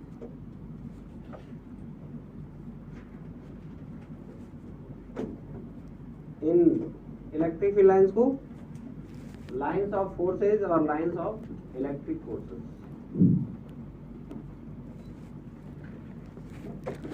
उदाहरण सुनेंगे अब, थोड़ा सा इसको समझना जरूरी है। जैसे पॉजिटिव चार्ज अगर है, इसकी वजह से यहाँ जो फील्ड है इस पर हम लोग कहेंगे कि ये जो लाइन है इसी लाइन के अलॉन्ग होगा, तो इस लाइन पे कहीं भी फील्ड तो इसी डायरेक्शन में है ना। इन सभी को अगर हम ज्वाइन करते जाएं तो ये लाइन बना कि नहीं बना, सभी पॉइंट्स को एक लाइन बनेगा। उसी तरीके से यहाँ पर अगर बात करें तो यहाँ पर भी फील्ड इस डायरेक्शन में है, फिर इसी लाइन पर अगर बढ़ते जाएं तो हमेशा डायरेक्शन इसी में रहेगा, और इन सभी पॉइंट्स को हम लोग एक लाइन से ज्वाइन कर दे रहे हैं। तो क्या ये चारों तरफ हर डायरेक्शन में लाइंस बनेंगी, इससे रेडियली आउटवर्ड डायरेक्शन में बनेगा कि नहीं बनेगा। तो ये जो लाइंस हम लोग बना रहे हैं यही कह रहा है कि ये जो लाइंस हैं इलेक्ट्रिक फील्ड के पैटर्न को बता रहे हैं। ये बकरी जो लाइंस हमने बनाया है क्या बता रहा है, इस चार्ज के इलेक्ट्रिक फील्ड के पैटर्न को बता रहा है कि इस चार्ज का इलेक्ट्रिक फील्ड जो है उसका पैटर्न कुछ इस तरीके से है। समझ आया कि नहीं। तो इलेक्ट्रिक फील्ड लाइंस एक्चुअली कुछ नहीं है, जैसे यहाँ चार्ज अगर रख दें तो ऐसा थोड़ी है कि वहाँ दिखेगा कि इलेक्ट्रिक फील्ड लाइंस ऐसे निकल रहा है, वो तो नहीं दिखेगा ना जी। जैसे मैग्नेट का मैग्नेटिक फील्ड होता है लेकिन दिख थोड़ी रहा, उसको हम लोग बनाते हैं। हाँ प्रैक्टिकल अगर में आता था magnetic field lines bar magnet का बनाइए, तो कंपास के यूज से बनाते थे ना जी, मैग्नेटिक कंपास जो होता था। अब उसी तरीके से यहाँ पर भी हम लोग ड्रॉ कर सकते हैं इमेजिनरी लाइंस कि इस तरह से हम लोगों का फील्ड का पैटर्न हो सकता है। तो इन्हीं को हम लोग कह रहे हैं कि ये इलेक्ट्रिक फील्ड लाइंस है। समझ गए, दीज आर इमेजिनरी लाइंस, ये दिख नहीं रही है, वो इमेजिनरी लाइंस हम लोग बना रहे हैं। तो सिर्फ ये हम लोगों का इलेक्ट्रिक फील्ड के पैटर्न को विजुअलाइज करने में हमको हेल्प करती है। क्लियर। दूसरी चीज कि यहाँ पर अगर हम लोग इलेक्ट्रिक फील्ड लाइन अगर ये है तो यहाँ पर अगर कोई चार्ज आएगा तो फोर्स इसी डायरेक्शन में लगेगा या इसके अपोजिट डायरेक्शन में लगेगा, डिपेंडिंग कि पॉजिटिव है या चार्ज है नेगेटिव। समझ आ गया। लेकिन मान लो कि ये तो सीधी सीधे लाइन है, अभी ऐसा हो सकता है कि ये कर्व भी हो जाएगा। ऐसा हुआ क्या हो गई, कर्व भी हो जाएगा। तो इस कर्व के केस में हम लोगों का जो फील्ड यहाँ पर अगर कोई चार्ज रखेंगे इसमें टेंजेंट के अलॉन्ग हमेशा फोर्स दिखाएगा, यहाँ पर रखेंगे तो हमेशा टेंजेंट के अलॉन्ग फोर्स दिखाएगा। इधर के अब यही चार्ज नेगेटिव होता तो ये डायरेक्शन इनवर्ट होता कि नहीं होता, क्योंकि ये नेगेटिव अगर है तो यहाँ पर फील्ड इसी डायरेक्शन में, और इन सभी पॉइंट को ज्वाइन कर रहे हैं तो हम लोग का ये पैटर्न दिखेगा यही सिमिलर। तो ये नेगेटिव चार्ज का हो गया और वो इससे पहले होगा पॉजिटिव चार्ज। ऐसे हर चार्ज का होगा या सिस्टम ऑफ चार्ज का हो सकता है एक पैटर्न। ये हो गया।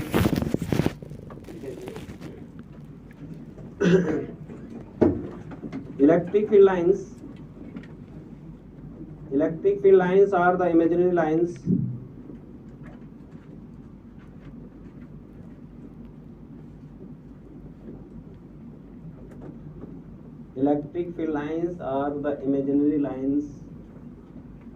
which help us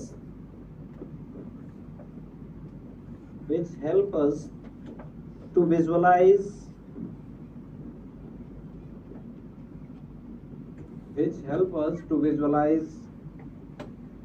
the pattern of electric field,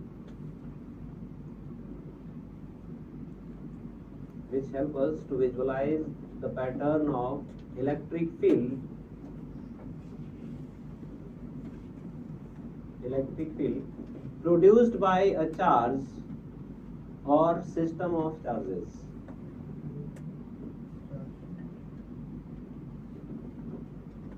Produced by a charge or system of charges.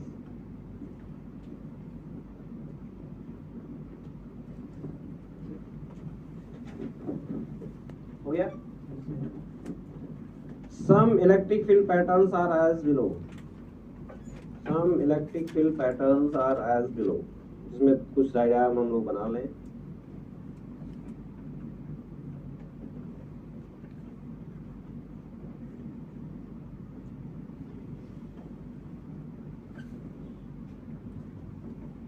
जैसे फर्स्ट हम लोग का है पॉजिटिव चार्ज, अभी मन में बनाया था। तो इसमें ये चारों तरफ रेडियली आउटवर्ड डायरेक्शन में था, राइट? ये है, वैसे कहाँ तक जाएगा? इन्फिनिटी तक। हाँ, ऐसे हम लोग बना देंगे, इसका मतलब ये इन्फिनिटी तक है।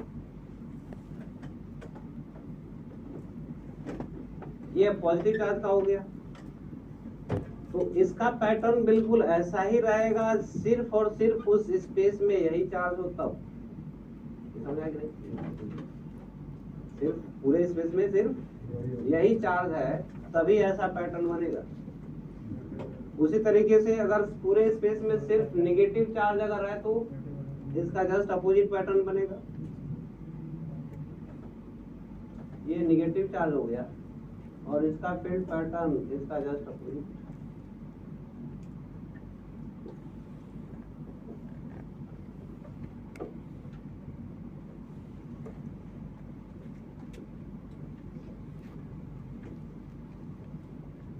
इसमें डायरेक्शन सिर्फ अपोजिट कर देना है।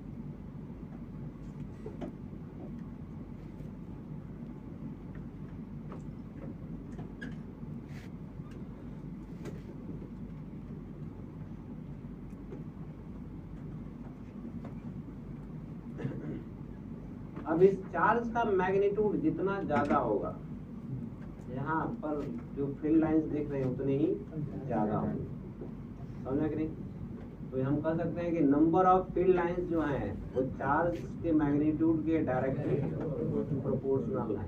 Number of electric field lines इसको हम लोग बोलते हैं। यह क्लियर? ये Q अगर हम इसको बोलते हैं, इसको भी Q बोलना है, तो नंबर ऑफ फील्ड लाइंस इस Q के डायरेक्टली प्रोपोर्शन में है।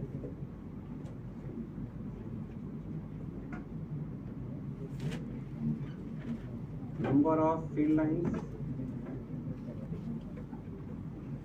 directly proportional to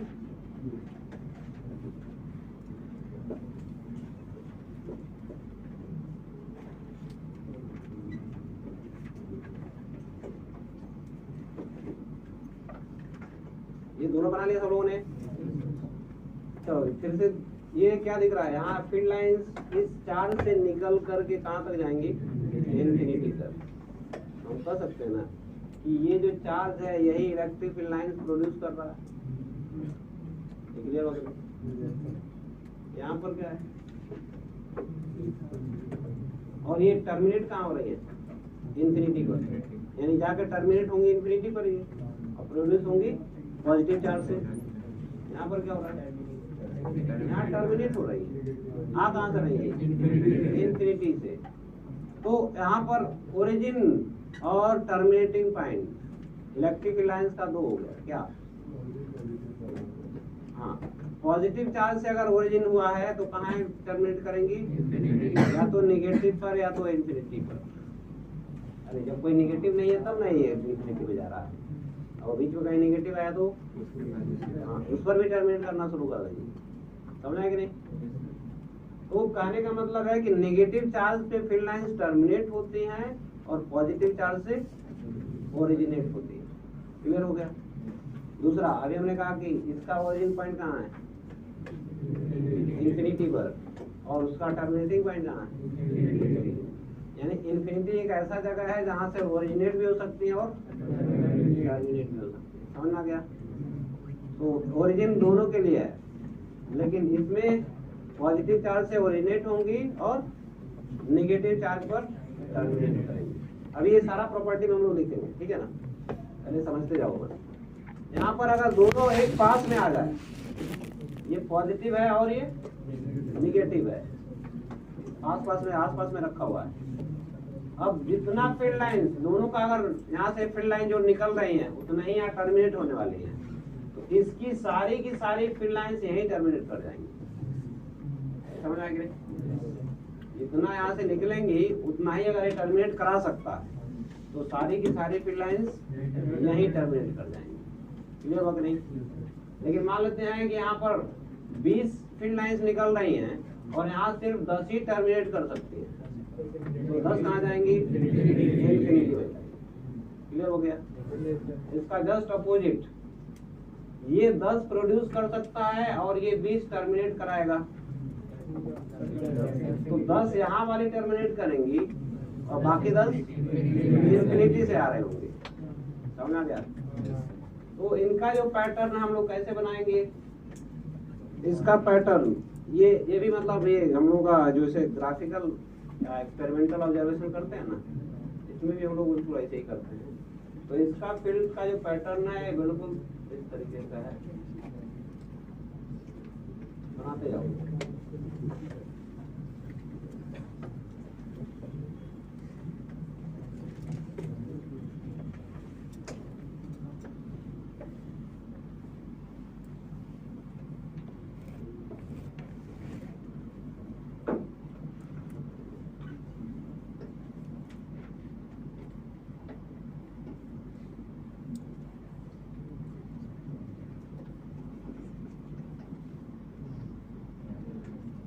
तीन उधर बनाया गया है।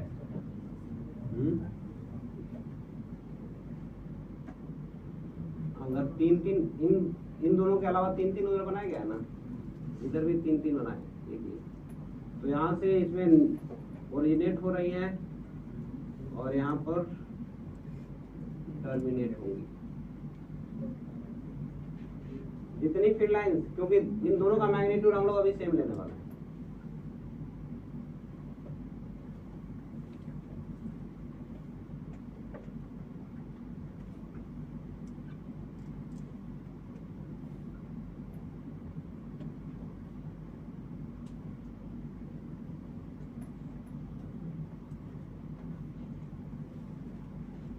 इसका भी मैग्नीट्यूड क्यू,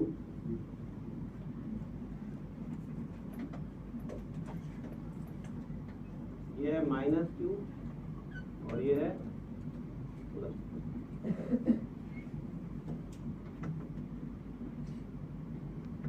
तो दोनों का मैग्नीट्यूड इक्वल है, इसलिए दोनों पे फील्ड लाइंस का नंबर जो भी है क्या है सेम। अब मान लेते हैं कि दोनों पास पास में थे, एक में ज्यादा मैग्नीट्यूड हो गया है इसका,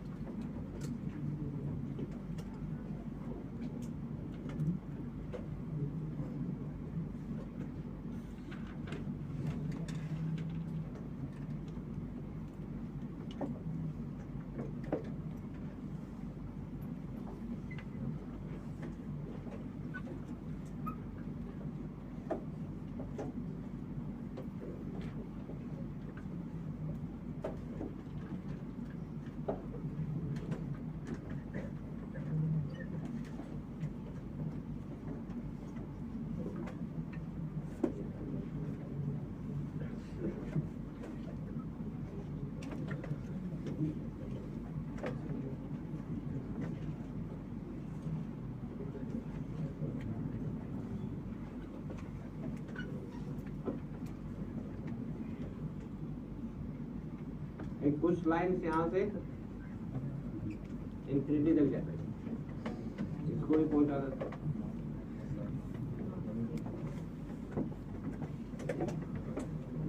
मतलब बहुत ही इस तरह से इसको कट नहीं करता है, समझ आएगी नहीं। कभी भी एक लाइन दूसरे को कभी भी कट नहीं करेगा। हाँ, भले वो अपने आप में एडजस्ट हो जाए लेकिन कभी भी कट नहीं होगा। ये बना लिया सब लोगों ने, इसको बनाओ। इसमें हम लोगों का मैग्नीट्यूड इधर वाले में ज्यादा लाइन दिख रही है ना, तो इसका मतलब इसका जो मैग्नीट्यूड है ज्यादा है इसका। ये है Q1 और ये है Q2। तो Q1 mod is greater than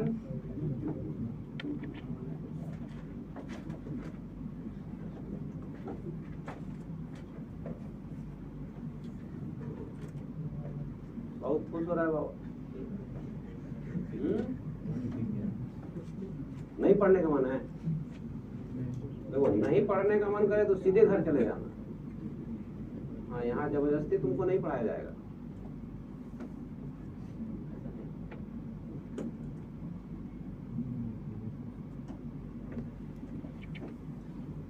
तुम हंसने में बिजी रहेगा तो कहाँ समझ में सब आएगा।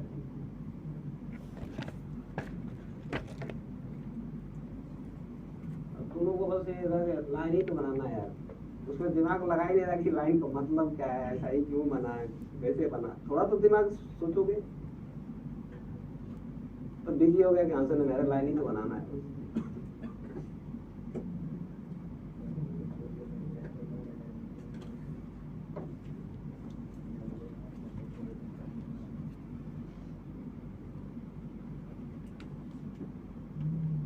भाई बाकी तो समझ में आ जाएगा ना सब लोगों को। इसी में बस डायरेक्शन अपोजिट कर दें, इसमें इसको पॉजिटिव बना देते हैं, इसको निगेटिव, समझ गए ना।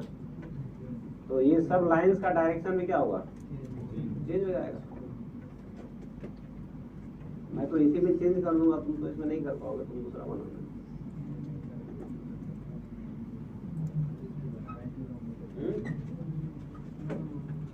ये पहले कंप्लीट वगैरह सब होगा।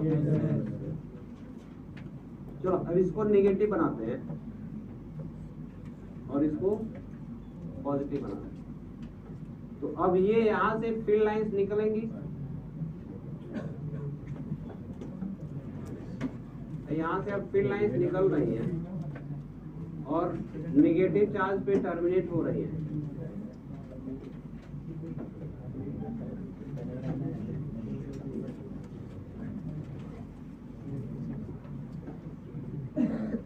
इसमें भी डायरेक्शन रिवर्स कर दोगे।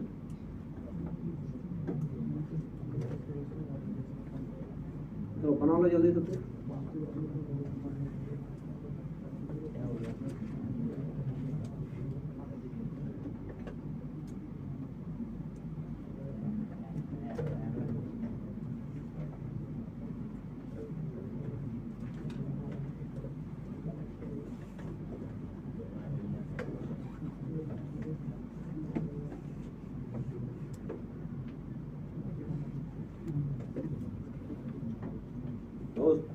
बातें मत करो, जल्दी से बनाओ। इन लोगों को अभी समझा के भेजे थे कि जाके खूब पढ़ना, तुम्हारी बात कर।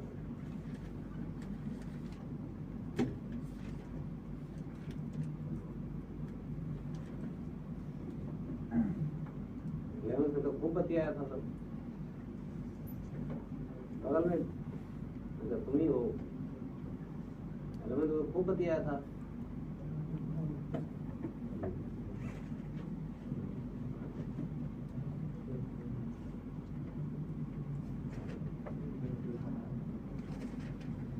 यहाँ बताएगा तो घर ही भी बैठना पड़ेगा तुमको।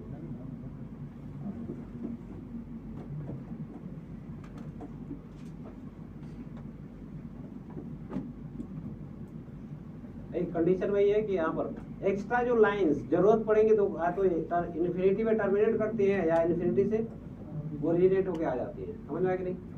तो यहाँ पर भी सिचुएशन वही है कि यहाँ से ज्यादा फील्ड लाइन टर्मिनेट करनी है और यहाँ से कम प्रोड्यूस हो रही है, तो जो बाकी एक्स्ट्रा लाइन चाहिए वो कहाँ से आ रही है, इन्फिनिटी से आ रही है।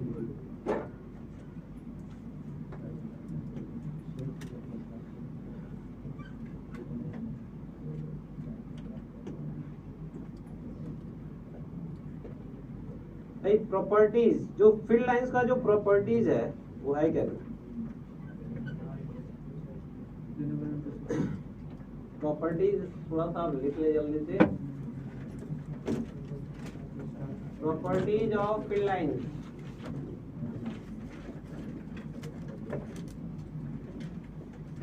ये 4-5 प्रॉपर्टीज हैं जो इम्पोर्टेंट है, उसको नोट कर लेंगे।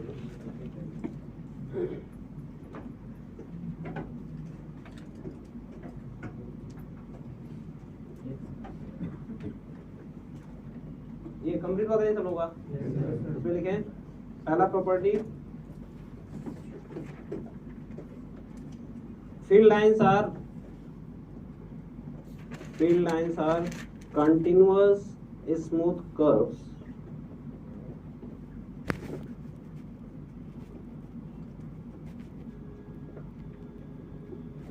field lines are continuous smooth curves। Curve मतलब क्या, लाइन भी हो सकता है और कर्व भी हो सकता है। दूसरा नहीं, नंबर ऐसे बढ़ाते जाओगे। Next one is direction of force on a charge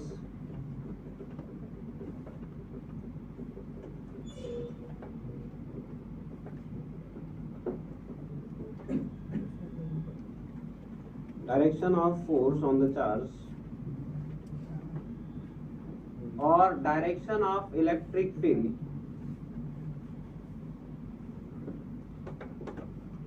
और direction of electric field is always along the tangent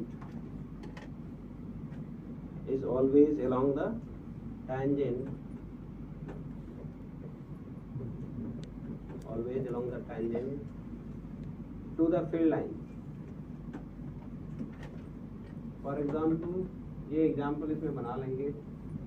जैसे ये हम लोगों का फील्ड लाइन है, तो यहाँ पर अगर हम ए की बात करें, ए पर फील्ड का डायरेक्शन ये है, दिस इज ई ए। ये अगर बी है तो ये है फील्ड का डायरेक्शन ई बी, समझा कि नहीं? और ये फील्ड लाइन है।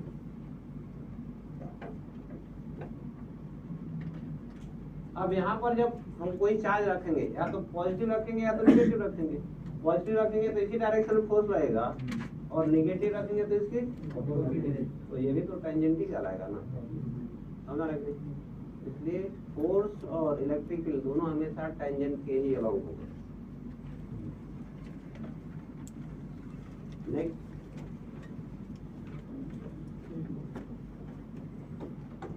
two field lines never intersect each other. Two field lines never intersect each other.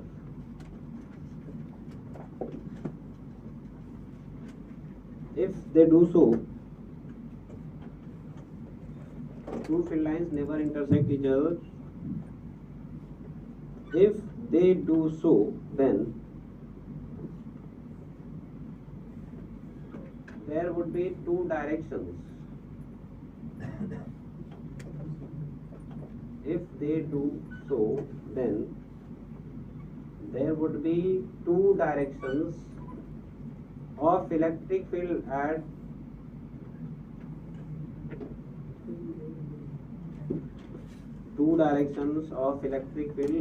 one point, which is not possible.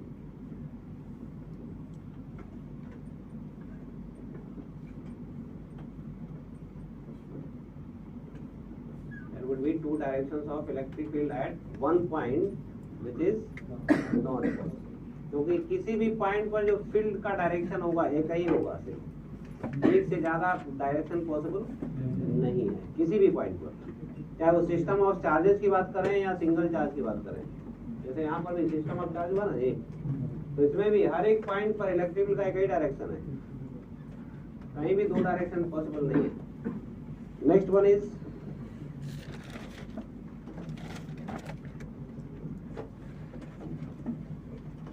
जैसे अभी हम लोगों का फील्ड ये है, थोड़ा इसको समझ लो। अभी हम लोग पॉइंट चार्ज का फील्ड बनाए थे ऐसे, राइट? अब पॉइंट चार्ज में यहाँ से आएंगे इस पॉइंट पर और इस पॉइंट पर, ए और बी दोनों में इलेक्ट्रिक फील्ड का वैल्यू ज्यादा कहाँ है या स्ट्रेंथ ज्यादा कहाँ होगी? ए पर। तो हम कह रहे हैं कि ए के पास अगर देखें तो फील्ड लाइंस में जो सेपरेशन है और बी पर जो देखें सेपरेशन ज्यादा हो गया। तो जितना सेपरेशन फील्ड लाइंस के बीच में ज्यादा होगा स्ट्रेंथ उतना, समझ आ गया? इसी को लिखना है।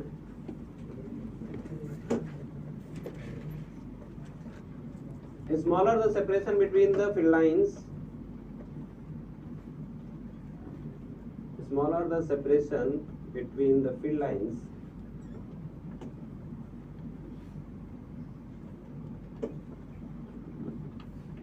smaller the separation between the field lines, greater will be the strength of electric field. Greater will be the strength of electric field.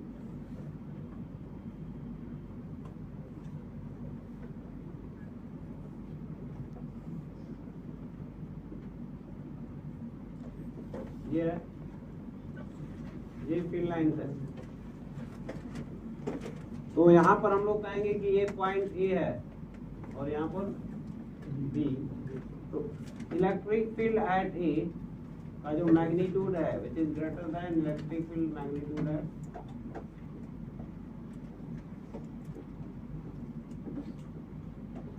यहाँ पर भी हम लोग डायरेक्शन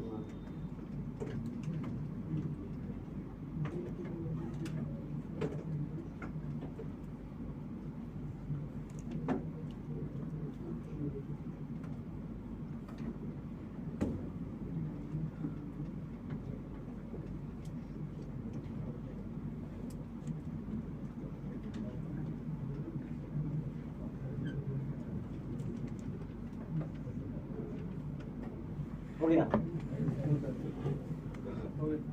ये बना नहीं अभी, अगला प्रॉपर्टी लो। कोई नहीं बोल रहा है, कोई जल्दी बना लो। लिखने वाला काम तो थोड़ा फास्ट करो। अगला प्रॉपर्टी क्या है कि इसमें अभी हम लोग बात कर रहे थे कि पॉजिटिव चार्ज से ओरिजिनेट होगा या इंफिनिटी, समझ आ गया। और टर्मिनेशन पॉइंट क्या होगा, इधर इंफिनिटी और नेगेटिव। लेकिन इसमें इंफिनिटी हम इंक्लूड नहीं कर रहे हैं, सिर्फ क्या लिखेंगे, पॉजिटिव चार्ज और, क्योंकि इंफिनिटी दोनों में कॉमन है, समझ आ कि नहीं। तो इसमें लिखें field lines originate from positive charge. Field lines originates from positive charge. Bracket में और इंफिनिटी, ये लिखते जाओ ज्यादा अच्छा है। Field lines originate from positive charge, bracket में ये लिखो और इंफिनिटी, एंड टर्मिनेट एट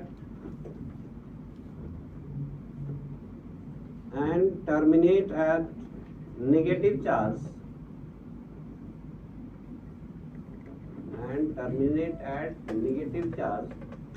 फिर से ये ब्रैकेट में और infinity.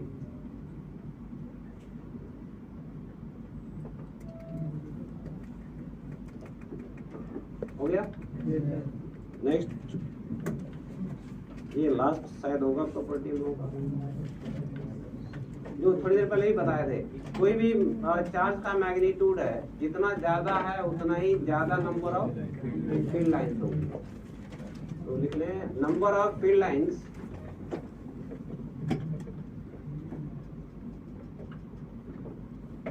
originating from or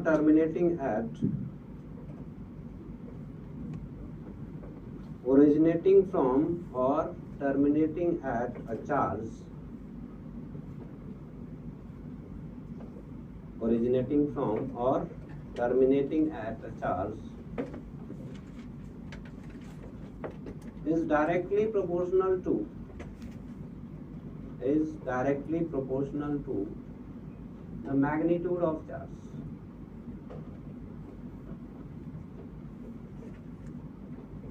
directly proportional to the magnitude of charge. That is n is directly proportional to mod q. n directly proportional to mod q. हो गया सब होगा। ये लिखवाया था लेबर इंटरसेक्ट टीचर, वो कुछ ज्यादा इम्पोर्टेंट प्रॉपर्टी है। चलो मिलते हैं नेक्स्ट क्लास में। हाँ, अभी थोड़ा सा कुछ लोगों में अभी भी देख रहे हैं वेक्टर वगैरह थोड़ा दिक्कत है, समझ गए। हाँ, तो उसको पहले सही करो, मैं बोल रहा हूँ कि अगर फिर नहीं सही करोगे फिर दिक्कत करेंगे। इसलिए वेक्टर पहले काम करो अभी। और इसमें DTS 1 कंप्लीट, DTS 1 कंप्लीट हो गया। तो अभी DTS 2 में तो चलेंगे नहीं। मॉड्यूल 1 to 8 सेशन था, कंप्लीट हो गया। सेशन 3 जो बना था सारा बना लेना। 5 ध्यान सुन ले, 5 और 8 को छोड़ करके इलस्ट्रेशन सारे बना लेने हैं सेक्शन 1 के। जिनका बन गया ठीक है, और जिनका नहीं बना है सब लोग बना लो।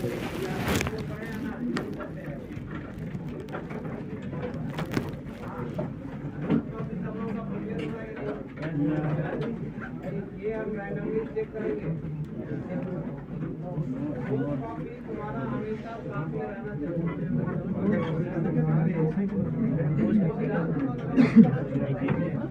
रोज कॉपी जब भी क्लास आओगे आप रोज कॉपी साथ में लेके आओ।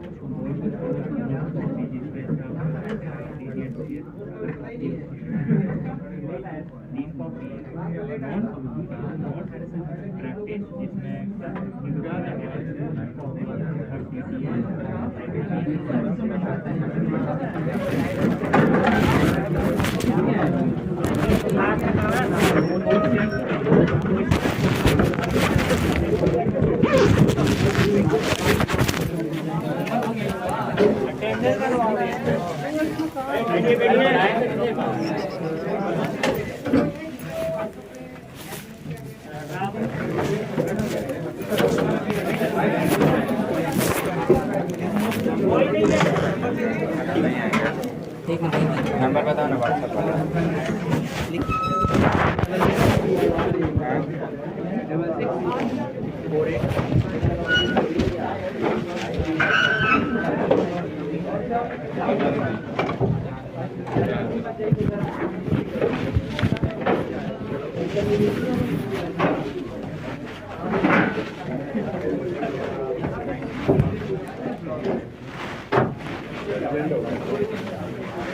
Thank you.